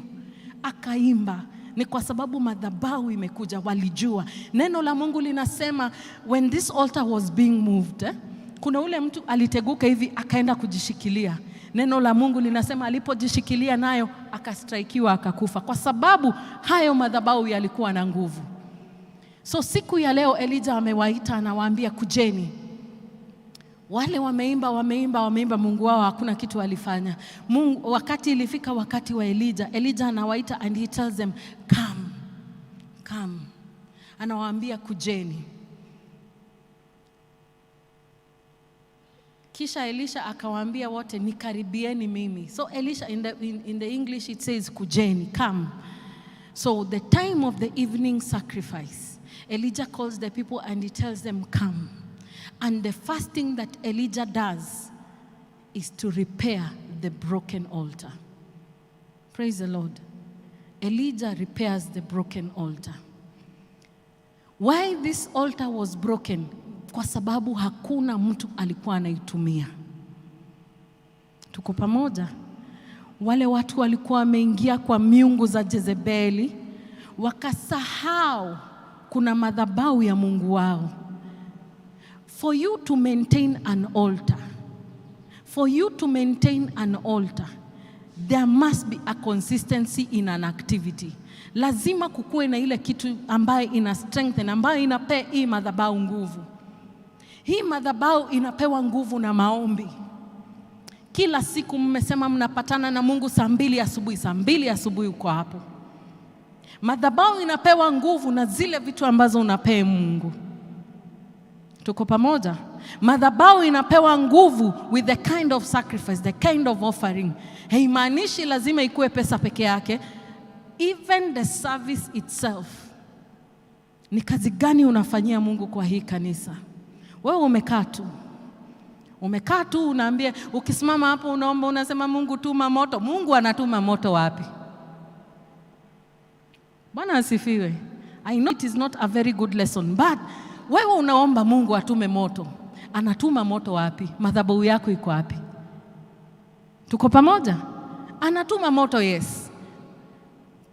In this kingdom of God there are principles. The Bible says the word that you are given this year, repent then and turn to God so that your sins may be wiped out, that times of refreshing may come from the Lord. Will refreshing come when you have not repented? Can we agree? Will repenting come and will refreshing come until you repent? It will not. Wewe unaitisha moto kutoka mbinguni, madhabahu yako yameharibika. Tuko pamoja? Madhabahu ya lesson number 1, we need to rebuild madhabahu ya roho zetu. If you're writing, rebuild the altar of your heart. Praise the Lord. Neno la Mungu linasema that our bodies are the temple of the Holy Spirit. Now, our bodies, this is the temple. So my body is the temple of the Holy Spirit. Where is my altar? My altar is my heart. So where is your altar? Do like this. You know it is not me. Where madhabahu yako ni kila mtu ako na yake, si ndio? My heart. And so lesson number 1 today, we need to rebuild the altars of our heart. That before God can send fire, we are praying for fire, yes. Tunaomba moto kutoka mbinguni. Roho zetu zinakaa aje? Roho zetu zimejaa wivu. Roho zetu zimejaa kinyongo. Roho zetu hata kuna mtu hawezi kaanisha na mtu kwa hii kanisa. Roho zetu hata hatuwezi sameheana sisi wenyewe kwa wenyewe. Labda sijajaa kinyongo, lakini roho yangu people have really hurt me until sasa roho yangu ikaharibika. Hata sasa sina roho. Hata nikikuja kuomba mbele ya Mungu hata siwezi. Praise the Lord.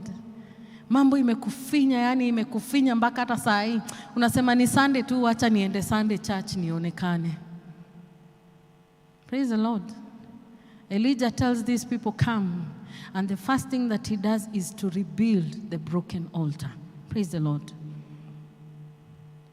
You may wonder why we need an altar. Kwa nini tunahitaji madhabahu?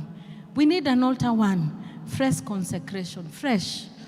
Kila siku tunakuja, and God refreshes us every day. Every Sunday unakam, unaambia Mungu, roho yangu ndio hii. Hii wiki kuna mtu ameniongea, hii wiki kuna kitu imefanyika. Mungu, ninakupea roho yangu, nitengenezee ili mimi na wewe uweze kunitumia moto. Bwana asifiwe.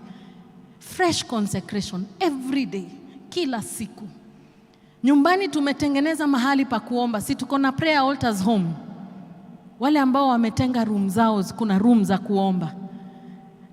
How often do you go to those nini? Ama we ni watu wasikiange nyumba yangu ni kubwa, iko na ka prayer room. Mara ngapi unaingia kwa hiyo prayer room? Tuko pamoja? Prayer room doesn't have to be a big house. You may be in a single room, but umetenga mahali, umesema aka ka stool, Bible ndio hii. Nikikaa kwa hii Bible, mimi na Mungu tunapatana siku ya leo. Praise the Lord. Kwa ofisi, Mhindi akiingia, Mhindi kitu ya kwanza akiingia kwa ofisi yake anafanya nini? Si miungu zake ameziweka pale? Semeni amen. Mhindi akiingia kwa duka yake, kitu ya kwanza ni kuabudu hizo Mungu, anamwambia nakupenda. Anampe vitu, anamfanya hivi. Lakini wewe unaingia kwa ofisi yako, hakuna chai leo. Praise the Lord. Unaingia kwa ofisi, unakaa kwa desk, Facebook, wifi, kuna wifi kwa job. Leo kuli happen aje? The first thing that you do. Mhindi saa hiyo unafanyia kazi Mhindi amekubame. You know? Are we together? Streets, unakuta street iko na duka 5. Duka 3 ni za wachawi. Si ndio? Si tumejichanganya? Praise the Lord. Si watu wamejichanganya? Si watu wanaendea mavitu? Duka 5, 3 ni za wenye wamejichanganya na mnawajua. Na unasema hapana, osiore, tukanetie. Lakini wewe umejitukania, wewe hujajitukania. No way gira gwako unadora hoya. And yet umekaa na majirani wamejitukania. Now an altar. Madhabahu, usipotengeneza madhabahu yako, madhabahu ya ule mtu ametengeneza yake yatakuongelelea. Bwana asifiwe. Mimi kama mimi ni mchawi na jirani yangu hapa haombangi, nikileta miungu zangu, kwani huyo Mungu ni wa hapa tu? See, we must conquer this territory. Can you say amen? Praise the Lord. Kwa sababu wewe madhabahu yako haifanyi, you don't strengthen your altar. You left your altar a long time ago. Madhabahu yako uliacha zamani, siku hizi hata uombi, ukiamka tu hivi uingie kwa ofisi hata hauna business, kulienda aje?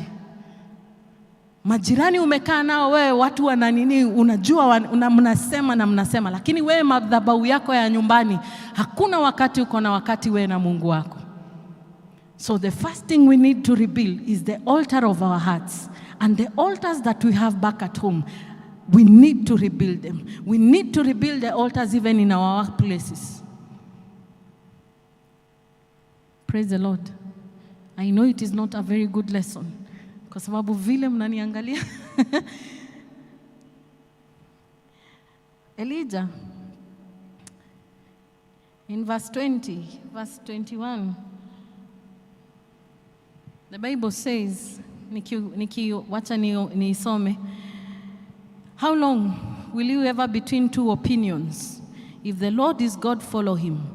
But if Baal is God, follow him. But the people said nothing. Asubuhi ya leo Mungu anakuuliza, wewe uko upande gani? Where are you? Are you seated on the fence? You know somebody who's seated on the fence. Mtu ambaye amekaa kwa fence inamaanisha mguu mmoja iko hapa, mguu mmoja iko. Kwa hivyo pilau ikitoka hii side utakula, nyama ikitoka hii side utakula, si ndio? Because you're seated on the fence. Praise the Lord. Wewe umekaa kwa fence. So nyama ya bali ikikuja unakula. Nyama ya Mungu ikikuja unakula. Kwa hivyo Mungu hata ajui wewe uko upande gani. And Elijah anaambia watu leo amueni. Bwana akiwa ndiye Mungu mfuateni. Bali ikiwa bali ni Mungu, haya. So this morning Christ is telling us, choose. Choose which altar you're going to serve.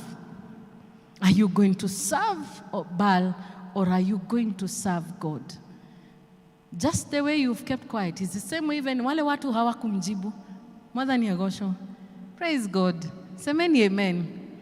Leo Mungu anakuambia chagua. Uache kukaa kwa fence. Uamue kama ni ama ni kama unatumikia hii side, uende na utumike vizuri kabisa. Praise the Lord. Kama unatumikia Mungu, kuja na miguu yote mbili, utumikie Mungu. Wakati tumetengeneza madhabahu yetu, when we have repaired our altars, then God can be able to send fire from heaven. So we need to repair the altars of our hearts. Take away the bitterness. This morning tell God, ondoa. Yani ushaiona kuna mtu wako bita hata haizi meza mate. Yes. Hawezi meza mate. Juu akimeza mate nani yake bado anasikia uchungu. And this morning God is telling you, repair this altar. Najua umeukwazika. Najua watu wamekukwaza. But this morning Christ is telling us, can we repair this altar? Because your body is the temple of the Holy Spirit. Altar number 2 we need to repair is this altar that we serve. Mumekuja TTC. I thank God nilisema asubuhi mimi ni mshirika wa hii kanisa. Kwa hivyo hata nikiongea naongea on the basis as mimi ni mshirika wa hapa. We need to repair this altar. You brought your child. Do you pray for this altar? Wewe umerelease mtoto wako. Umerelease mtoto wako akafanya nini? If we repair this altar of TTC and you tell God, nitakuwa nasimamia maombi, the altars of prayer, I'm going to strengthen our TTC altar.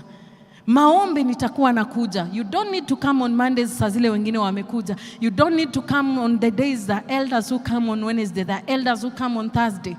You don't need to come. Unaweza sema asubuhi Monday nikienda kazini niko wapi? Niko hapa. Hii kanisa inakuanga imefunguliwa.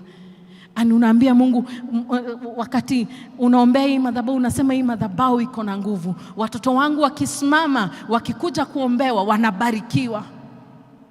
Lakini we release our children. We don't strengthen this altar. Mnaitwa muimbe, hakuna watu wa kuimba na kila siku mnaambiwa amkeni muimbe. Our altars of worship are broken. Praise the Lord. And yet mtakuja kanisani useme haki leo sikusikia kitu. Leo hukusikia kitu, shida si wale, shida ni roho yako. Praise the Lord.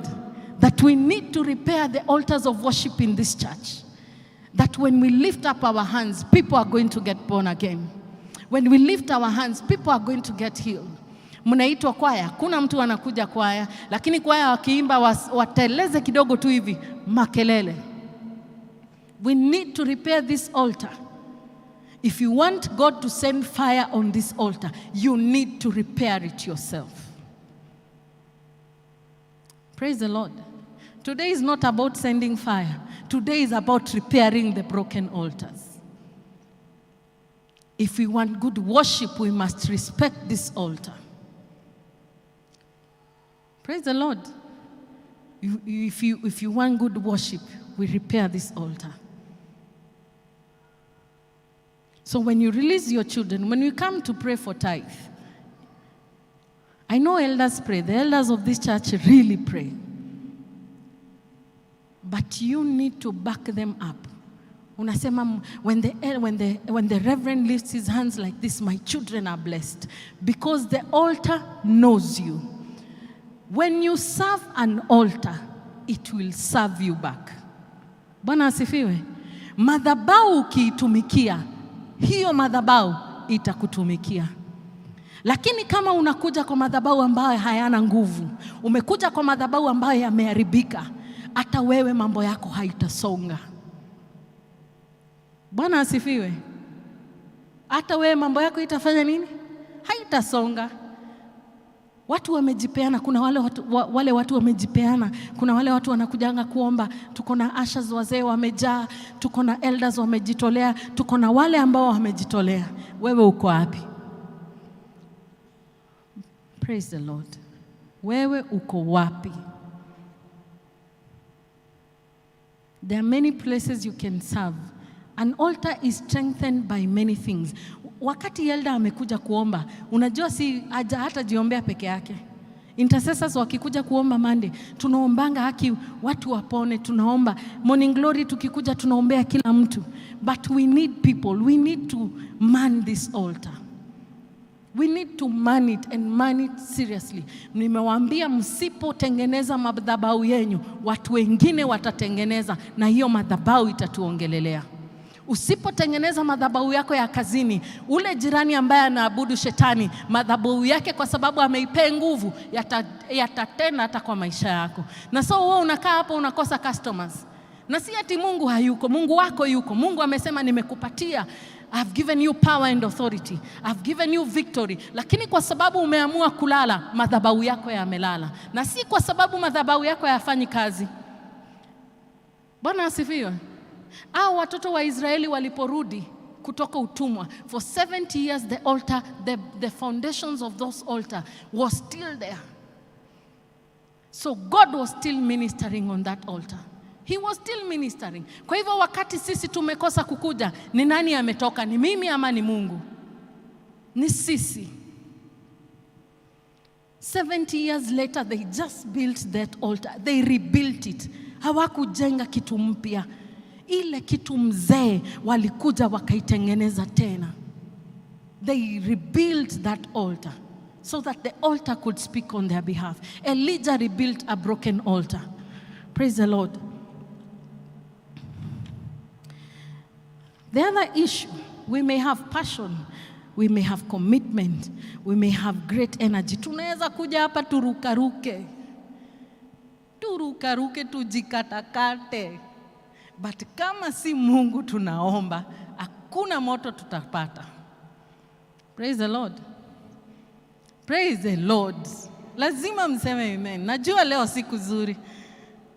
Praise the Lord. Tunaweza kuja hapa tujikatakate. Tunaweza kuja hapa turukeruke hivi, lakini kama hatujatengeneza madhabahu, hakuna moto tunapata. Praise the Lord. Direct that energy to God. Ukienda nyumbani, jifungie kwa bedroom, jifungie kwa hako kanyumba kako, uabudu Mungu na uniambie kama Mungu hatatuma moto kwa hako ka single room. Because you're raising an altar for God. When you raise an altar for Him, He will come down for you. Bwana asifiwe. When you raise an altar for God, He will send fire on that altar. Praise the Lord. So let us direct our energy to the right God. We have not come here to be seen. We have not come here to be seen. Wakati mtu anainua mikono hivi unasema sasa ule anainua mikono ni zile shida ako nazo. Hakuna. Anajua ni nani anatafuta hapa. Ukikuja kanisani inulia Mungu mikono, wewe usijali neighbor anasema nini. Si wewe unajua ni nani unatafuta? Ni Mungu unatafuta. And that is why utakuta hapa kwa haka section watu kama 20. Watu wawili tu ndio wamekuja tu vizuri. Watu 18 ama tuseme 18 wamekuja na wabarikiwe. Watu wawili watasema mimi leo hata kuna kitu nilisikia. Kwa nini? Madhabahu ya roho yako. You need to rebuild your altars. Praise the Lord. You need to rebuild them. God is not going to refresh you unless you repent. Praise the Lord. It's not a very good lesson. You need to stop being syncretic. Syncretic ni mtu amekaa kwa fence. Mguu mmoja iko hapa, mguu mwingine iko hapa. Leo chagua. Choose whom you're going to serve today. Praise the Lord. We need to repair the altars of our family. Nyumba zetu zimeharibika, ndoa zimeharibika. Lakini Mungu anakuambia leo ni sawa. Kuja, come tutatengeneza, wewe usijali. There is no, hakuna kitu ambaye imeshinda Mungu. There is no hopeless situation before God. If the altar was empty for 70 years, and yet God was still, the power that was able to move when they rebuilt it was still there. There is nothing God cannot do for you. Praise the Lord.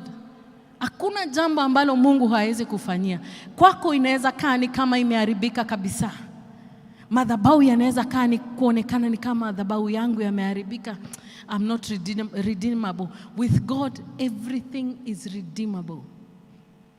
Mbele ya Mungu hakuna jambo hatuwezi tengeneza. Na ndio maana Elijah aliwaambia kuja. Come we rebuild. Kujeni tutengeneze na nyinyi. Siku ya leo Mungu anasema kuja.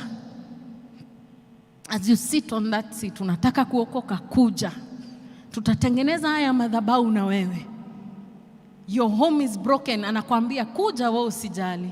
Tutaanza. There must be a starting point. Because on this altar there is life. On this altar there is healing. So God is telling us, come, kujeni, tutatengeneza na nyinyi. And so as I finish,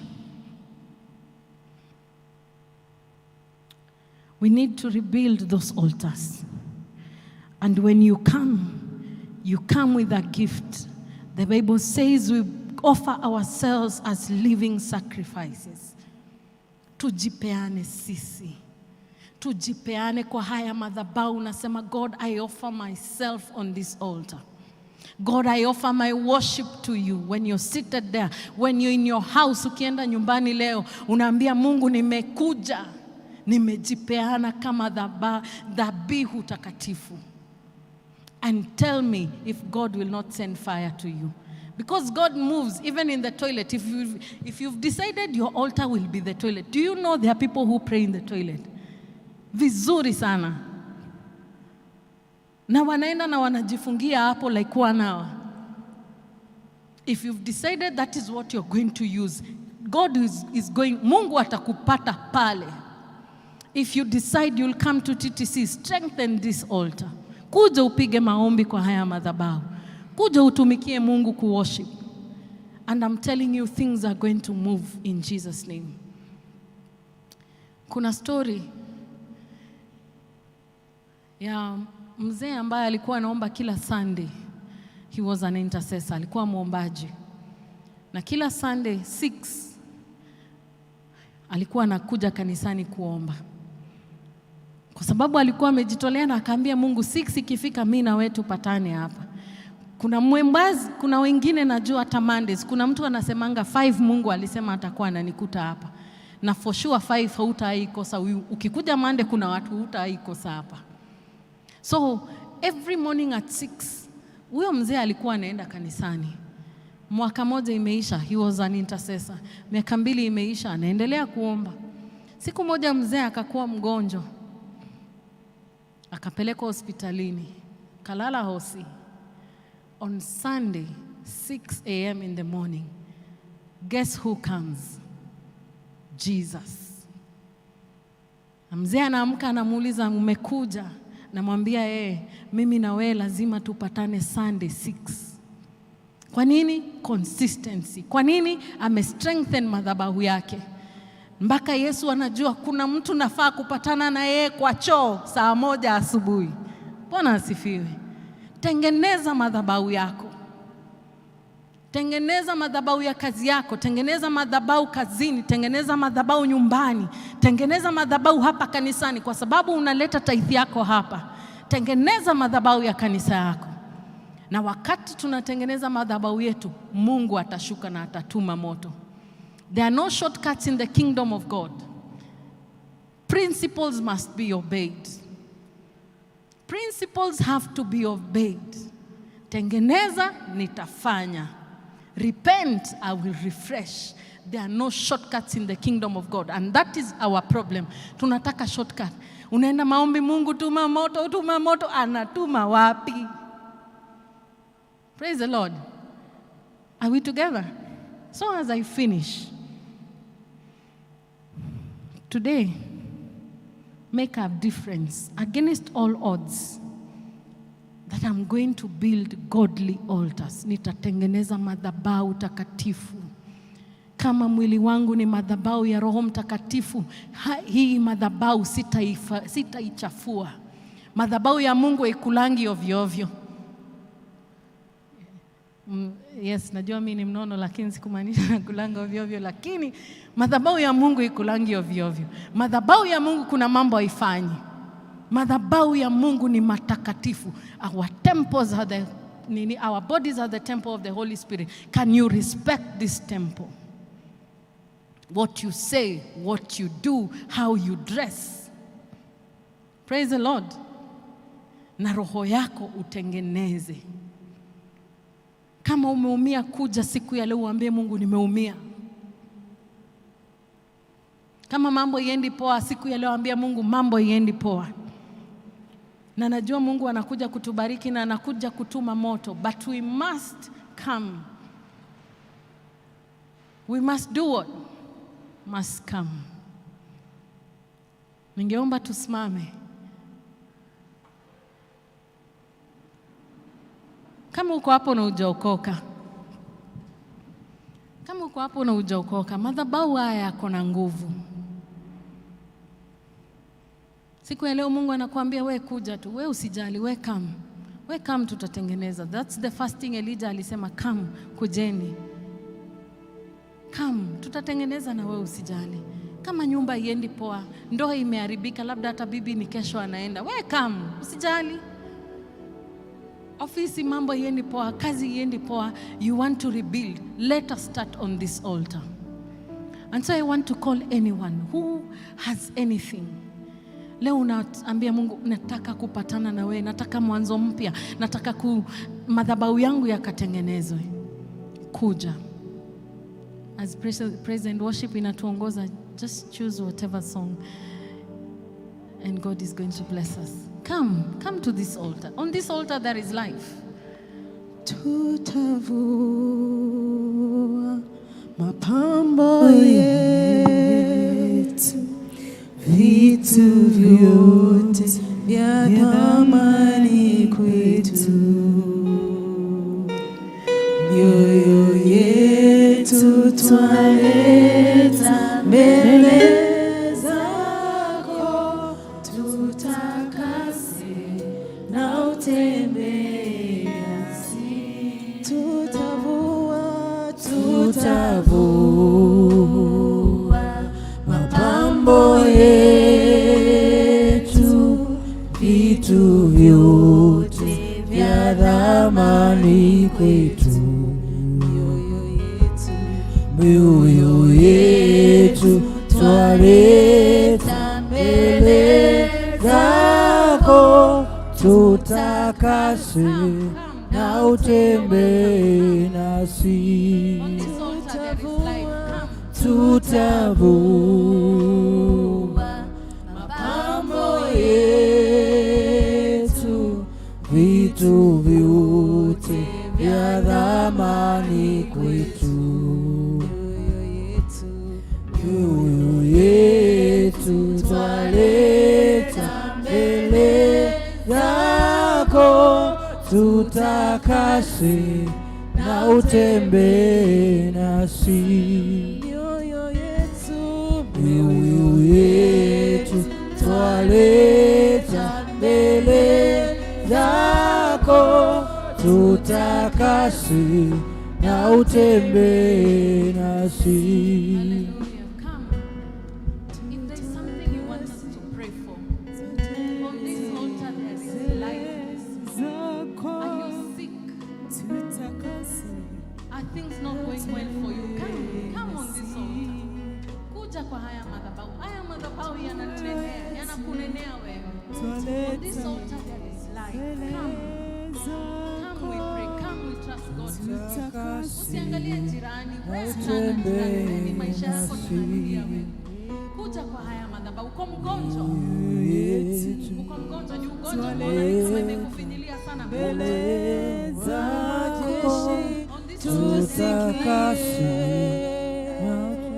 On this altar there is healing today. Come. What is it you want us to pray? Na uso wako Come. bila wewe tutashindwa, twaleta mbele zako, tutakase na utembee nasi. What is it you want us to pray for? Mioyo yetu twaleta mbele zako, tutakaswe na utembee nasi. Kuna mtu wako hapo. If you've come to give your life to Christ, kindly kneel down. Umekuja kuokoka, kneel down. Thank you. Let us give a hand. Tuambie Mungu ni asante. Ni nani mwingine ako hapo? I'm telling you, on this altar even cancer is going to get healed. You just need to believe. On this altar there is life. On Mount Zion there is life. Praise the Lord. Kuna mtu tumefungulia kuja. Hallelujah.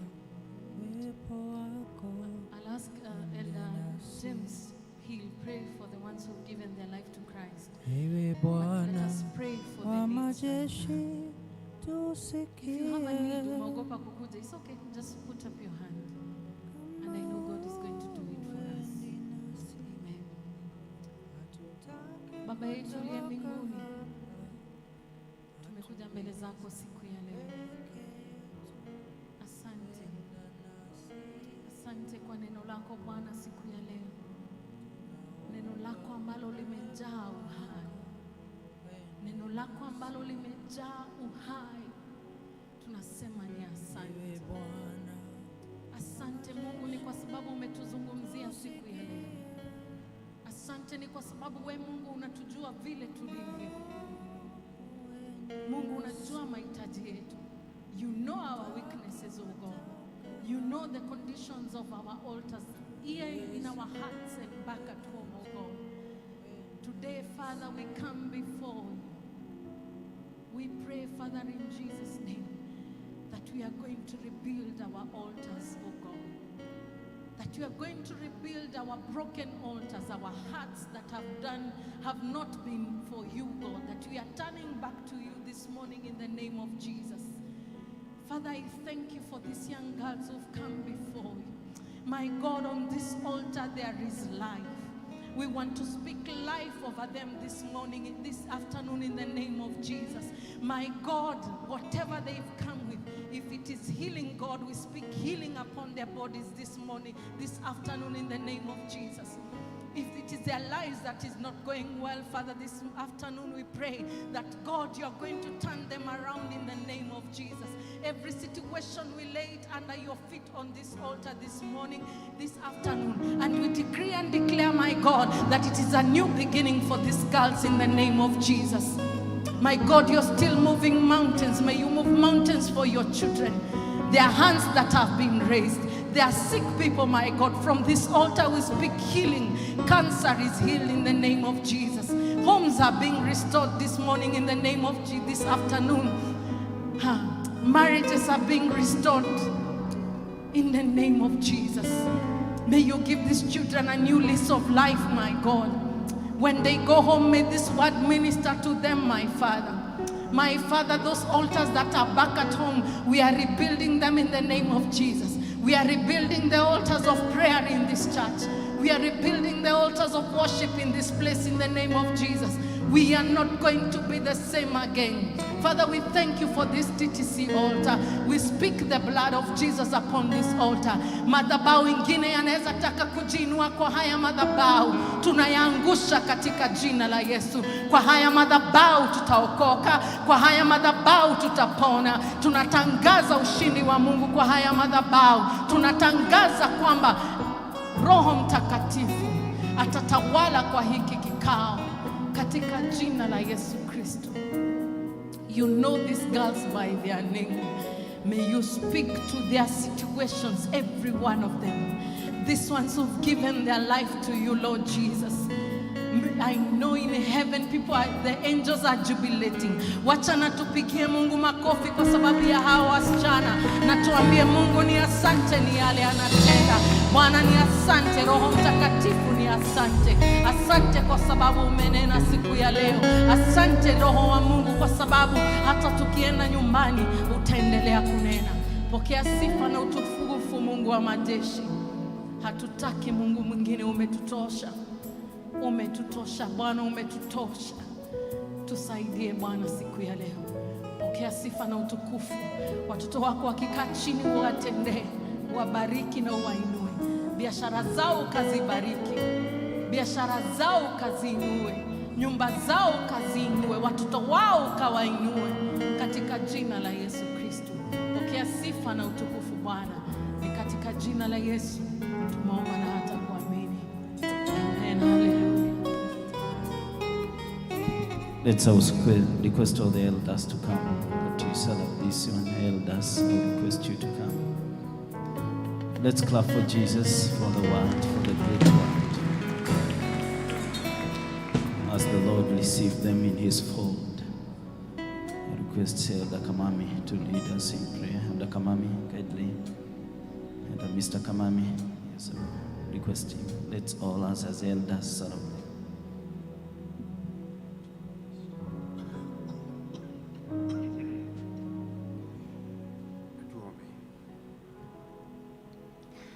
Kaitha witu mwega na mwiguatha Jehova Mungu mwene hinya thutha wa mwathani tu Jesu Kristo muthenya mwega thaa ma mĩaraho ithaitũ igũrũ tũgũcokeria ngatho nĩ ũndũ wa ndungata ici ciaku a mũthĩku aya metĩkĩra kumĩra haha mbere metĩkĩtie atĩ we nĩwe mũhonokia wa ngoro ciao. Ngai ithe witũ tũrotũraga muoyo twakũhoya tũgũcokeria ngatho atĩ we nĩwe ũkũmonekanĩra matongorie maũndũ-inĩ mao mothe twagũthaitha mathambie ngoro ciao na thakame ya mũrũgwo Jesũ na nĩgetha matuĩke gũtũgĩtĩkĩrĩkaga na mahinda maya mothe twagũthaitha nĩ tondũ gũtirĩ ũngĩ wa kũgocwo tiga we nĩ makwĩrutĩra nĩ magwĩtĩkĩra gĩũke rĩu makiuma haha a mũthĩngu mũtũrĩre wao ũgarũrũke kuma ũmũthĩ nĩ tondũ gũtirĩ ũngĩ tiga we maiguĩre tha marathime na twahoya gũtũtanĩra Jesũ arĩ we mwathani na mũhonokia witũ. Amen.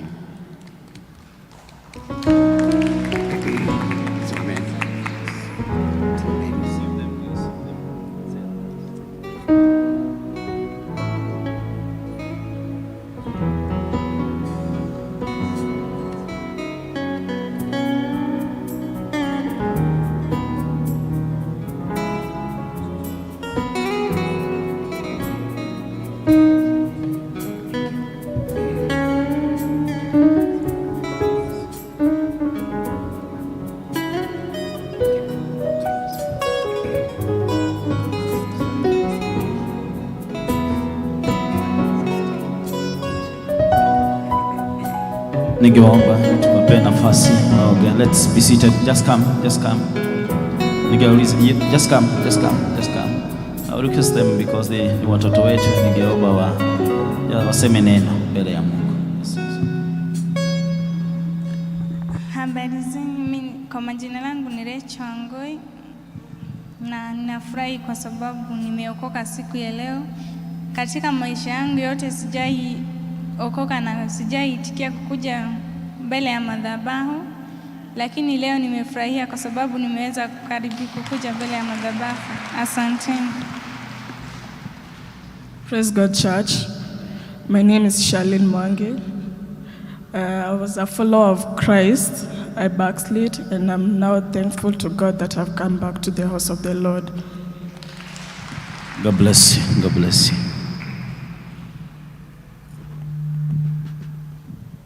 Mwathani agocwo kanitha nĩ thengio nĩ ũndũ wa mũhunjia witũ wa ũmũthĩ Christine. May God bless you.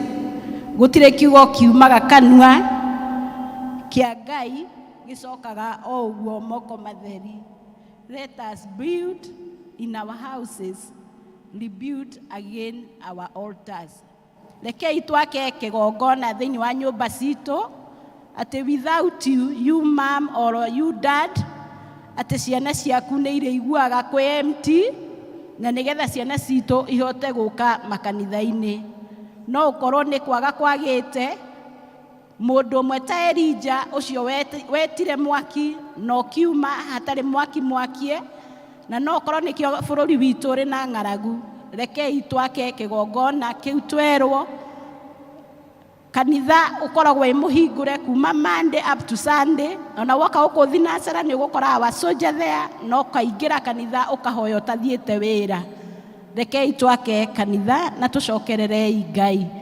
Rekei tũhũrĩre mũhunjia witũ rũhĩ na tũcoke tũmwĩre arathimwo Christine. Ubarikiwe, abarikiwe, abarikiwe, abarikiwe, ubarikiwe sana. Gaka nĩ kahinda kangĩ kega ga kũheana iheo citũ iria tũkũhoerwo nĩ Elder Mrs. Kibala.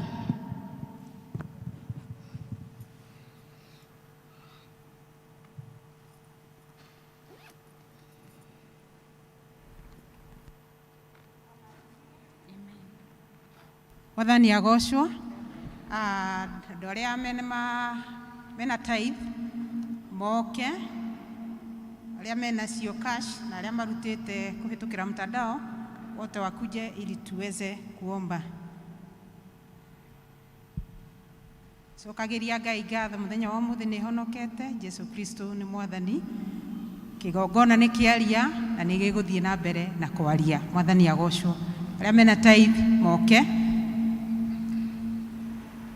O toria tugaga uroka kigongona-inĩ, tutulite tugite uguo ndoroka kuri mundu, uroka mbere ya Ngai.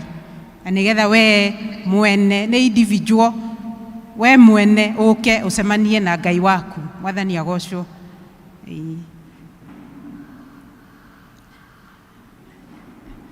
Turugamei kiugo kia Ngai ni kiahituka. Turacokeria Ngai ngatho ni tondu ni araniria na ngoro citu. Rekei tuhoe. Ngai witũ nĩ twagũcokeria ngatho na twakũgatha nĩ tondũ wa wega waku na ũtugi waku. Nĩ wega Ngai nĩ tondũ wa kiugo gĩaku kĩrĩa gĩtũraga kĩrĩ na hinya, kĩrĩa twaigua mũthenya wa ũmũthĩ Jehova Ngai.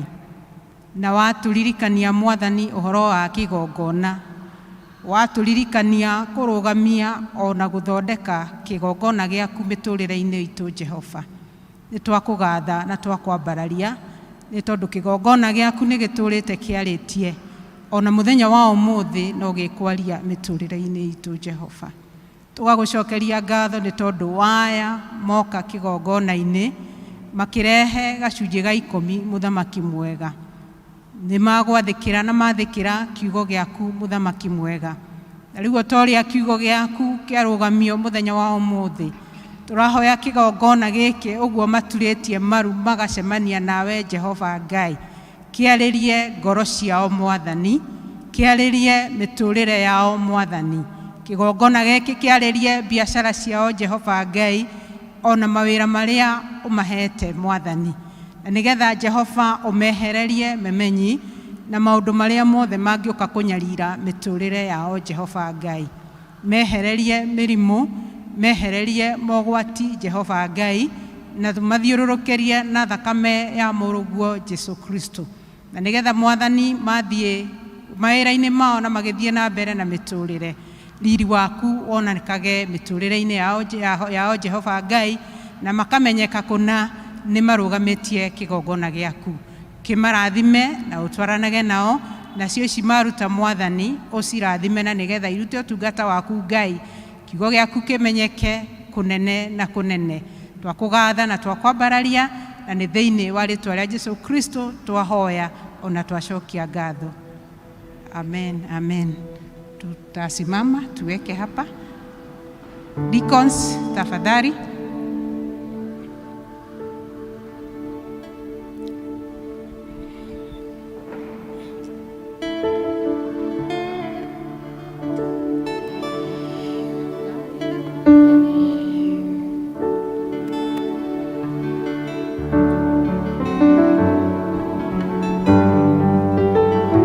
Sawa, nĩtũkei nĩgetha tũrehe mũhothi witũ. Ngai mũrathimi wĩrathimagĩra ũrĩa ũkwenda na gũtirĩ ũngĩkũria kĩũria watua kũrathima ũkĩharũrũkia gũtirĩ ũngĩkũria kĩũria. Ngai mũrathimi ndathimo rĩngĩ ndathimĩra wĩra wa moko makwa na ũhe gĩtũmi gĩa gũkenerũka. Ngai mũrathimi wĩrathimagĩra ũrĩa ũkwenda. Ngai mũrathimi ndathimo rĩngĩ. Irathimo ciaku itirĩ kĩhano gĩkeno ihana ta irĩma itigenyekaga na tondũ nĩ mwana waku thĩinĩ wa rĩĩtwa rĩa Jesũ nĩndakũhoya rathima rĩngĩ. Ngai wakwa rathimĩra wĩra wa moko makwa na ũhe gĩtũmi gĩa gũkenerũka. Ngai mũrathimi wĩrathimagĩra ũrĩa ũkwenda. Ngai mũrathimi ndathimo rĩngĩ. O rĩngĩ Jehova Ngai nĩtuoka mbere yaku Mwathani tukiuga nĩ wagĩrĩire na gũtirĩ Ngai ũngĩ ũhana tawe. Tũragũcokeria ngatho nĩ tondũ wa ithuĩ ona indo iria ciothe tũrĩ nacio ithuothe tũrĩ aku Mwathani. Nĩkĩo tũrenda kũrehe imwe cia iria ũtũhete kĩgongona-inĩ Jehova Ngai nĩgetha injiri yako iweze kuendelea. Mwathani nĩ twacokia ngatho nĩ tondũ wa mũndũ wothe waruta. Twacokia ngatho nĩ tondũ nĩwe ũheanĩte Mwathani. Marathime na umeke wega. Tugacokia ngatho nĩ mũndũ ũrĩa ũtanona gĩa kũruta Mwathani. Tũkĩhoya atĩ Jehova Ngai mahinda-inĩ maya maritũ o ithuothe nĩ ũgũtũririkana Mwathani na nĩgetha mũthenya ũcio ũngĩ tũkona gĩa kũruta nyũmba-inĩ yaku Jehova Ngai. Tugagũcokeria ngatho nĩ tondũ nĩ ũtũhete mawĩra Mwathani. Twahoya Jehova Ngai ũmaramie ona tũkũgocithagie tũkĩruta biacara citũ ona tũkĩruta mawĩra maitũ Mwathani. Twahoya tũkũgocithagie na nĩgetha ithuĩ ene twĩrute ta igongona itheru mbere yaku Jehova Ngai. Nĩgetha Mwathani o ũguo twaruta biacara-inĩ citũ Mwathani ũtuĩke wa kwaria, mawĩra-inĩ maitũ ũtuĩke wa kwaria. Angĩkorwo harĩ na mũndũ wa kũrutĩra arĩ na ũndũ ararũgamia mbere yaku Jehova Ngai tuĩka wa kũmũririkana mahinda maya. Twakũgatha Mwathani ona twakwambararia nĩ tondũ ona wa deacons aya moka kĩgongona-inĩ nĩ tondũ wa gũtungata Mwathani. Twahoya ona kĩgongona-inĩ kĩgongona gĩaku gĩtuĩke gĩa kwarĩria mĩtũrĩre yao Mwathani. Twahoya tũgĩtigana Jehova Ngai ũtwarane na ithuĩ, ũtũhe Sunday njega na ũtũhe wiki njega na ũtwarane na ithuĩ na ũikaranie na ithuĩ mahinda-inĩ me mothe. Thĩinĩ wa rĩĩtwa rĩa Jesũ Kristo twahoya ona twacokia ngatho. Amen. Naguo wega o Mwathani witũ Jesũ Kristo na wendani waku Ngai nayo ngwatanĩro ya Roho Mũtheru ĩroikara na ithuĩ rĩu na hingo ciothe. Amen. Amen.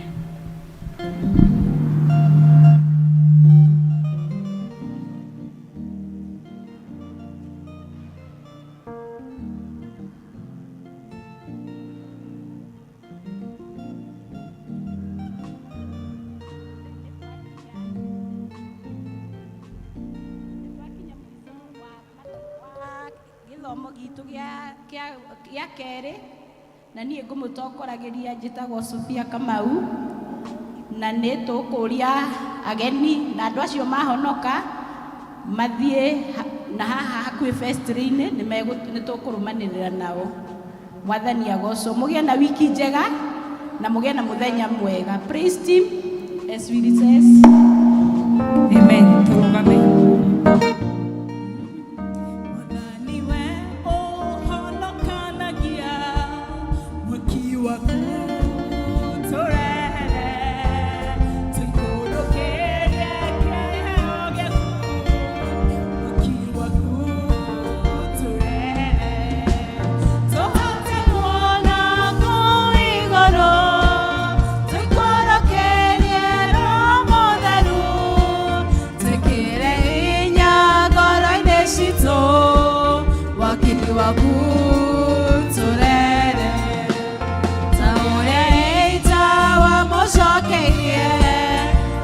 Waku